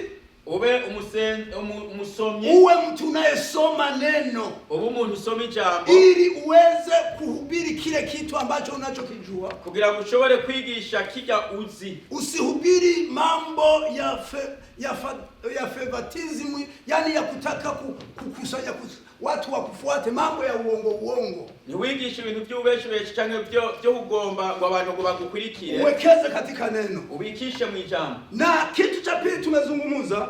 Icya kabiri twavuze kwamba unatakiwa uwekeze kwenye maombi. Ugomba kubikisha amasengesho ili uweze kuongea na mioyo ya watu, usiongee na akili za watu. Kugira ngo ushobore kuvugana n'imitima y'abantu, ntuvugane n'ubwenge bw'abantu. Amen. Amen. Na dakika 40 nimesalia na dakika 20. Amen. Ndasigaje iminota 20. Bwana Yesu asifiwe sana. Tutakuwa makini sana. Kandi aza kugaba cyane. Kanisa litakuwa kwa uinjilisti. Kitu kingine kanisa linatakiwa likuwe kwa uinjilisti. Ikindi kintu ishengero rigomba kugwira cyangwa gukura mu ivuga butumwa. Watumishi Yesu alitutuma ili tuzae matunda. Bakozi Imana Yesu yadutumye kugira ngo twame ivyama. Kanisa ambalo haliwezi kufikia watu majumbani, vijijini na mijini. Ishengero ridashobora gushikira abantu mu mazu, mu bijiji. Hili kanisa haliwezi kuzaa matunda. Ishengero ntirishobora kuvyara ivyamwa. Yesu alitutuma ili tukazae matunda. Yesu yaratutumye kugira ngo tuvyare ivyamwa. Narudia tena. Ndasubiramwo. Kanisa ambalo haliwezi kufikia watu majumbani, mijini na vijijini. Ishengero ridashobora gushikira abantu mu mazu, mu bisagara no mu bijiji. Hilo kanisa linaitwa tasa. Iryo shengero ryitwa ingumba. Na hauko unafanya kazi ya Mungu. Kandi nturi kurakora igikorwa cy'Imana. Kuna vitu vingine humo ndani. Hari ibintu urimwo. Kwa sababu Yesu hakututuma hivyo. Kubera ko Yesu ntiyadutumye uko. Tusome Yohana 15 na mstari ule wa 16. Tusome Yohana 15 ku murongo wa 16.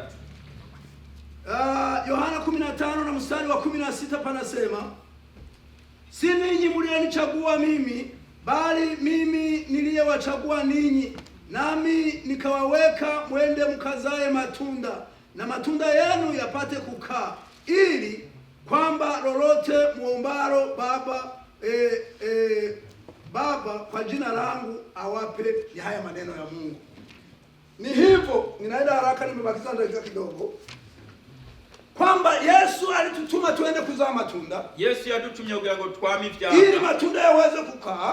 Kugira ngo ivyama bishobore kuboneka. Matunda yakae. Ivyamwa bigaragare. Ili tutakaroomba. Kugira ngo nitwasenga. Ili tuomba lote liweze kuwa kama anavyotaka. Kugira ngo ico dusenga cyose kibe nkuko yifuza. Kama una kanisa. Nimba ufise ishengero. Mwezi mmoja. Kwezi kumwe. Mwaka. Miaka miwili. Myaka ibiri. Haupati nafsi inayoingia kanisa. Utarongo umutima winjira mu rusengero. Ujue hauko unamtumikia Mungu. Umenye ko utari kurakorera Imana. Uko katika mambo mengine. Uri mu bindi. Au unamtumikia Mungu. Canke urakorera Imana. Hauko unakuza wale ulionao. Nuriko urakomeza cyangwa urakuza bajya. Inawezekana Mungu anasubiri uwakuze wale ulionao. Birashoboka Imana kabirindi ili ikuletee watu wengine. Kugira ngo ikuzanire abantu. Kwa makusudi ya Yesu. Kubw'ibyo intumbero ya Yesu. Kwamba tuende tuzae matunda. Kugira ngo tugende twame ivyamwa. Kama watumishi. Nk'abakozi. Hamuingii katika kuvuna nafsi. Nimwinjira kwimbura imitima. Kanisa utakalokuwa nalo litakuwa gumu sana. Ishengero uzogira rizoba rikomeye. Wewe utakapowaleta watu. Wewe uzozana abantu. Watu wa kawaida. Abantu basanzwe. Utakapowareta watu wa kawaida. Ukazana abantu basanzwe. Mungu naye atawaleta wale watu ambao wewe haukuwezi kuwafikia. Wewe Imana nayo izozana bajya abantu na utashikiye. Kwa nini Mungu anatutuma au Yesu anasema tuzae matunda? Kubera iki Imana idutuma canke itubwira ngo tuvyare ivyamwa. Kuna faida tukizaa matunda. Hari nyungu tuvyaye ivyamwa. Faida ya kwanza, nyungu ya mbere, Mungu anashusha baraka ndani ya kanisa hilo. Imana yurutse mugisha muri iryo shengero. Kuna kuwa na wepesi wa huduma katika kanisa hilo. habaho korohererwa mu gukora ibikorwa cy'Imana. Kwa nini kuwa na wepesi? Kwanza kanisa litaongezeka, pili kanisa litakuwa na kipato, icyakabiri ishengero rirogira hakutokuwa na manunguniko, nta kwidodoba kuzobaho. Ukisoma katika Yohana 4 na mstari wa 36, usomye Yohana 4:36, neno la Mungu linasema, jambo jimani lavuga, Yohana 4 na mstari wa 36, Yohana 4:36, naye avunaye hupata mshahara, uwimbura wese aronka impembo. Amena. Amen. Hiyo ni faida ya kwanza. Hiyo ni nyungu ya mbere. Faida ya pili, ya kabiri, kanisa likizaa matunda, ishengero ribyaye ivyama, maombi yako yatajibiwa, amasengesho yawe yazokwishuka. Kama unaona makanisa mengi maombi hayajibiwi, nimba ubona amashengero menshi gusega kwa gutishuka, ni kwa sababu hawako katika uvunaji wa nafsi, nuko batariko barimbura imitima. Mungu ametuweka ili tuvune nafsi. Mana yadusizeho kugira ngo twimbure imitima. Ukivuna nafsi, ni wimbura imitima, maombi yatajibiwa, amasengesho na madhabahu ya kanisa itasema, na kandi karutare cyangwa igicaniro cy'Imana kizovuga, kitakuwa na majibu. Igicaniro kizogira inyishu. Kama unaona madhabahu nyingi hazina majibu, nimba ubona ibicaniro byinshi atanyishu, wagonjwa wanaombewa hawaponi, abagwaye bagasengerwa ntibakire, ni kwa sababu makanisa mengi hayako yanavuna nafsi, nuko amashengero menshi yatariko yarimbura imitima. Amena. Amen. Kwa hiyo kanisa ili liweze kuwa na nguvu, ni lazima tuvune nafsi huko mijini. Kugira ngo ishengero rigira imbaraga cyangwa inkomezi, ni ngombwa twimbura imitima iyo mu bisagara. Amena. Amen. Kitu cha tatu, icyakabiri, kanisa likizaa matunda, ishengero ribyaye ivyamwa, kanisa litakuwa na furaha, ishengero rigira umunezero. Amena. Amen. Ndani ya kanisa kutakuwa na furaha, mwishengero hazoba umunezero. Amena. Amen. Tusome Luka 15 na mstari wa 7. Tusome Luka 15 kurongo w'indwi. Kama unaona makanisa hayana furaha, mugihe ubona amashengero atagira umunezero, makanisa hayana furaha, amashengero atamunezero, ni kwa sababu hawako wanavuna mioyo, hawako wanavuna nafsi zilizoko huko katika vijiji, nuko batariko barimbura imitima iriyo mu bijiji cyangwa isagara. Kama tukivuna nafsi zilizoko huko vijiji, mugihe twokwibura imitima iriyo mu bijiji, wapagani walioko huko vijijini, abapagani bariyo mu bijiji, tukawavuna, tukawaleta, kanisa litakuwa na furaha, ishengero lizogira umunezero. Bwana Yesu asifiwe sana. Amen. Yule aliyepata Luka 15 na mstari wa 7 asome tusikie. Wabonye Luka 15 ku murongo w'indwi, asome twumve. Luka 15 ku murongo w'indwi aravuga ati, ndababwira yuko mu ijuru bazonezerwa batyo umunyabyaha umwe yihanye, bakamurutisha abagororotsi 99 batarinda kwihana. Amen. Amen. Mbinguni kuna nini? Mu ijuru hari iki? Furaha. Hari umunezero. Hauwezi kusababisha furaha mbinguni. Ntushobora kugira umunezero uri mu ijuru. Hauwezi kusababisha furaha mbinguni. Ntushobora gutuma umunezero mu ijuru, kwa sababu mwenye dhambi mmoja akipatikana mbinguni wanafanya nini? Kubera ko umunyabyaha umwe yabonetse mu ijuru bagira, Mungu anafurahi, Yesu anafurahi, Yesu aranezerwa, malaika wanafurahi, malaika baranezerwa, wasarafi na makerubi wanafurahi mbinguni, abaserafi n'abakerubi baragira. Sasa wewe unayesababisha mbinguni kuwe na furaha, wewe utuma mu ijuru haba umunezero, kanisani kutakuwa na huzuni, mwishengero hazoba umubabaro. Amen. Amen. Kwa hiyo tukitaka tufanye kazi kanisani kwa furaha, nitwagomba dukore igikorwa mu rusengero tufise umunezero, kwenda kuvuna nafsi zilizoko huko nje, ukugenda kwimbura imitima iriyo hanze. Kanisa ambalo haliendi kuvuna nafsi huko nje vijijini, ishengero litagera kwimbura imitima iyo mu bijiji mu misagara, kanisani hakutokuwa na furaha, mwishengero nta munezero, kanisani kutakuwa na migogoro, kanisani hakutokuwa na kusikilizana, mwishengero kwa sababu Mungu hawezi kuruhusu furaha ingie kanisani, kubera ikimana ntishobora kurekura umunezero wakati kule mbinguni pia hakuna nini, mu gihe hariya mu ijuru ataki.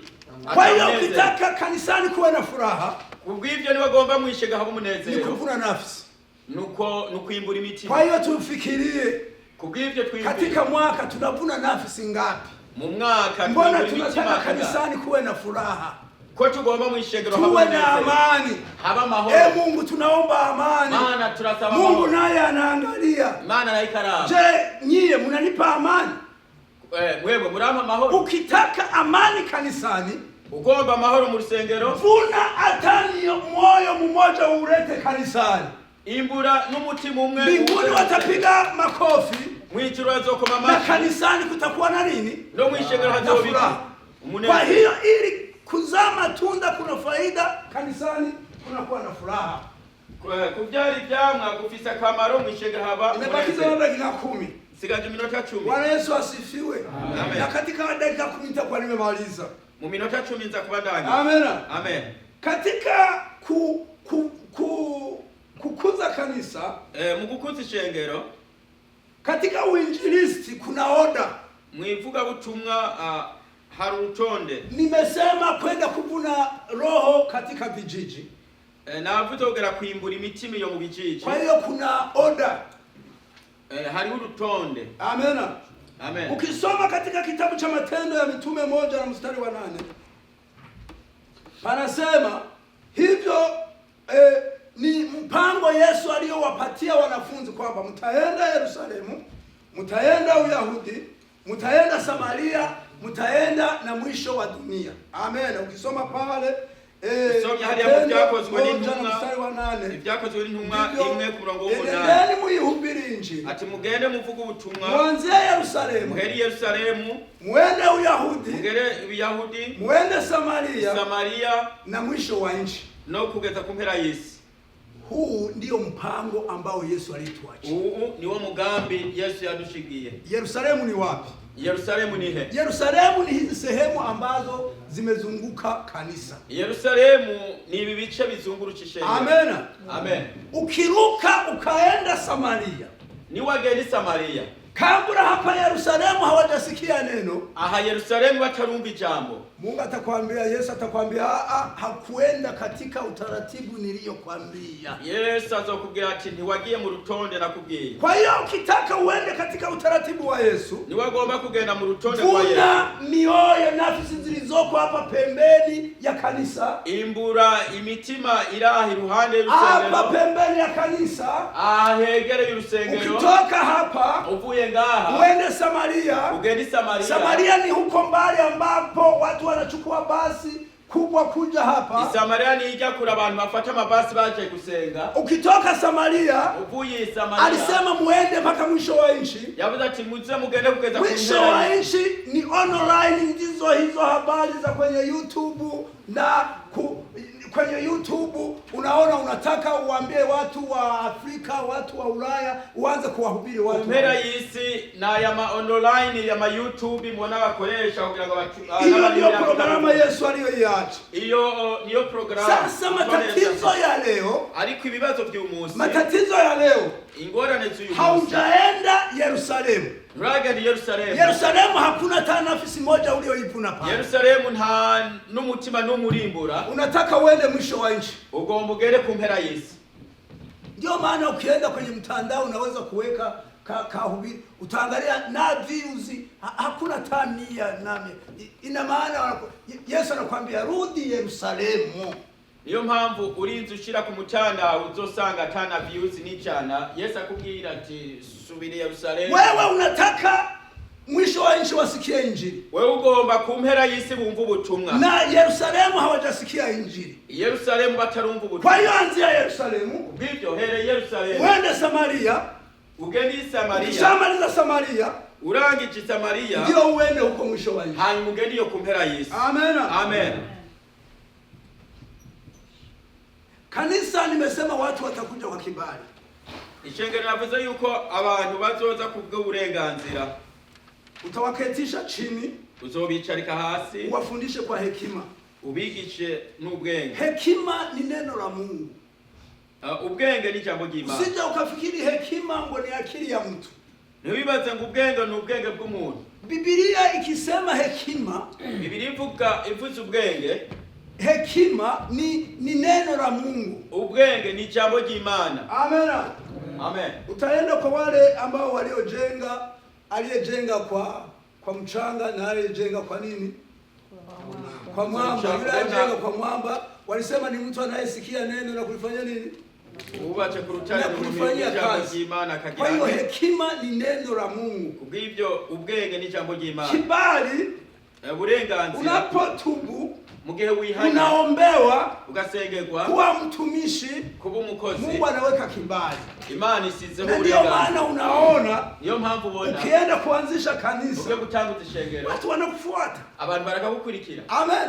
Amen. Watu wanaongezeka, abantu bakagwira, mwaka mmoja, umwaka umwe, mwaka miwili, myaka ibiri, watu naona wanaongezeka, abantu kabona bagwira. Sasa ukifanya makosa, kubw'ivyo ukosheje, kama hautowakalisha wale watu mugihe uticaritsa ukawafundisha neno, ukabigisha ijambo, watu hawatakaa pale, abantu ntibazicara haki. Amen. Amen. Kwa hiyo usije ukafanya makosa. Kubw'ivyo Wewe unaye watu 5 na watu 10, watu 20, watu 50. Wewe ufise abantu 5, Nenda waketishe, wafundishe, uwape hekima. Ubashire hasi, ubigisha ubahe ubwenge. Uwafundishe neno la Mungu. Ubigisha ijambo ry'Imana. Amen. Amen. Ili waweze kukaa. Kugira ngo bashobore kwicara. Baada ya kuwaleta watu, Umaze kuzana abantu, baada ya uinjilisti, umaze kuvuga ubutumwa, unatakiwa watu wale uliowaleta ugomberwa abantu wazanye wakusaidie kwenda kuleta watu wengine, bagufashe kugera kurondera abandi bantu. Amen. Amen. Wale watu waliokuja, Baje abantu baje, umewaketisha, warabicarisha, umewafundisha, warabigisha, na wao sasa waende walete watu wengine, nabo nyene nibagende kwa sababu makusudi ya Mungu ni kanisa liongezeke. kubera ko intumbero y'Imana Kama kanisa haliongezeki, n'ibishenge bitagwira, ujue hauko katika huduma ya Mungu. umenye yuko utari mu gikorwa Wewe cy'Imana. unaitwa mchungaji tasa, Wewe witwa na umupastor Mungu alisema niliwaita ili muweze kukaa, na Imana yavuze ati nabahamagaye kugira mwicare muzae nini, muvyariki, na matunda yenu yafanya nini, ivyamwa bigirente, adumu. Amen. Amen. Na imani mwaka huu tunaenda kufanya kazi. Nizero uyu mwaka tugiye gukora igikorwa. Amen. Amen. Tunaenda kuvuna nafsi, Tugiye kwimbura imitima, tunaenda kufanya uinjilisti, tugiye kuvuga ubutumwa. Amen. Amen. Na tutafanya kazi kubwa. Kandi tuzokora igikorwa gikomeye. Mungu awabariki. Imana ibahezagire. Dakika zimeisha, Minota irarangiye. Nimebakiza na dakika 3. Yasigaje minota 3 ili niweze kumaliza, kugira ngo nshobore kurangiza. Ngoja nimalizie kwa hili neno. Reka ndangirize kuri iri jambo. Kwa nini huduma inakuwa ngumu katika makanisa? Ni kubera iki huduma ikomera mu masengero? Kwa nini huduma inakuwa ngumu katika makanisa? Ni kubera iki ibikorwa bikomera mu rusengero? Ni kwa sababu haujaandaa watu wanaokusaidia kwenda kutafuta watu wengine. Ni kubera ko utarategura abantu bagufasha kugera kurondera abandi bantu, na haujafanya washirika ili wawe wanafunzi, kandi nturagira abanyeshengero kugira ngo babe. Katika dakika hizi 2 zilizobaki, muri iyi minota 2 isigaye, nataka kukwambia hivi, ngoma ndakubwira uko kanisani tunatakiwa tubadilike, tuwe wanafunzi wa Yesu. Mwishengero tugomba guhinduka kugira ngo tube abigishwa, tusiwe washirika. Tusiwe washirika, ntitube kwa sababu Yesu alisema enendeni mkawahubiri mataifa. Kubera ko Yesu yavuze genda mwigisha mahanga. Muwafanya nini? Mubahindure kubeki. Muwe wanafunzi. Mubahindure kuba bigisha. Musio washirika. Ntimube abanywanyi. Kanisa ambalo lina washirika ndani, ishengero rifise abanywanyi muri ryo, ni kazi kubwa kuliongoza, ni gikorwa gikomeye kurirongoza. Amen. Amen. Lakini kanisa ambalo ni wanafunzi, ariko ishengero ari abigisha, ni jepesi kuongoza, biroroshe, kwa sababu kila mmoja yupo kanisani kwa ajili ya kuja kujifunza. Kubera ko buri muntu azoza mu ishengero aje kwigisha. Na watumishi wa Mungu, kandi abakozi b'Imana, jinsi kanisa linavyotanuka, uko ishengero ryaguka, jinsi unavyopata watu, ukuronka abantu, na watumishi mnatakiwa ndani ya mioyo yenu mtanuke, mpate neno kwa ajili ya kuhudumia lile kanisa. n'abakozi b'Imana mugomberwa kwaguka muronka ijambo mushobora gufasha lija shengero. Hautopata neno la kuhudumia kanisa Muzoronka ijambo ryo gufasha shengero kama hauna muda. mu gihe udafise umwanya. Punguza kazi katika shughuli yako. Kama uliitwa, punguza kazi. Nimba warahamagawe, gabanya ibikorwa. Amen.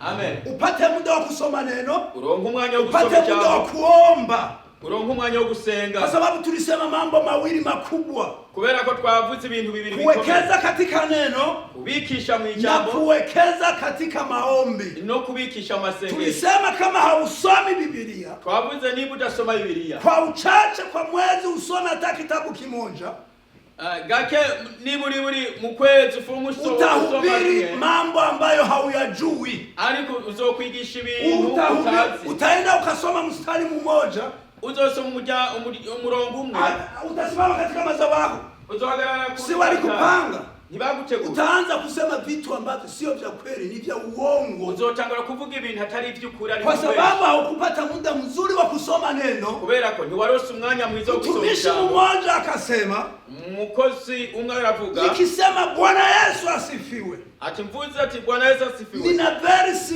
4 ambazo zinazo support hilo neno la Bwana Yesu asifiwe.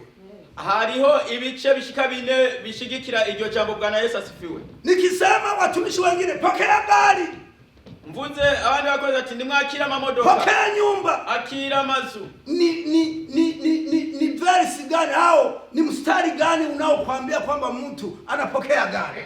ni umurongo wahe ubwira abantu ati niwakire imodoka? Ni mstari gani unaosema kwamba watu wanapokea nyumba? ni umurongo wahe uvuga ngo abantu nimwakira amazu? Nyumba, Biblia inasema nyumba hujengwa. Biblia ivuga ngo inzu irubakwa. Amen.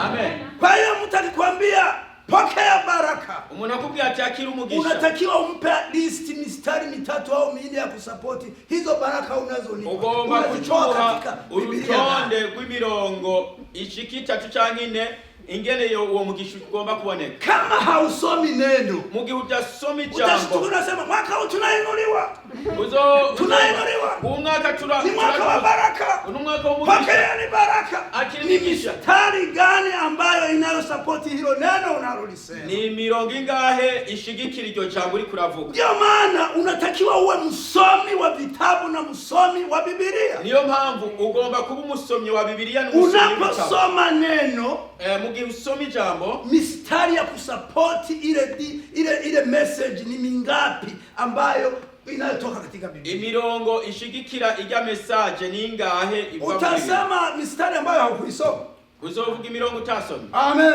Amen. Unapohubiri, nimesema neno jingine, mu gihe ubwiriza, unatakiwa uwe mwana maombi. ugomberwa uba umunyamasengesho. Nilisema ni kitendo cha kuku kuatamia nini?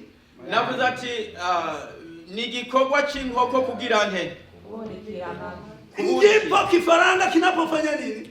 niho Ndipo kifaranga kinapotokezea. niho umuswi. Ukihubiri neno bila kuomba, ukigisha ijambo, unazungumza na akili za watu, uvugana n'ubwenge bw'abantu, lakini hauzungumzi na mioyo ya watu, ariko ntuvugana n'imitima y'abantu. na ndani ya mioyo ya watu ndio kuna nini? kandi mu mitima y'abantu Kuna chemichemi za uzima wa milele. Wote mnalisikia neno. Mungu awabariki. Amen.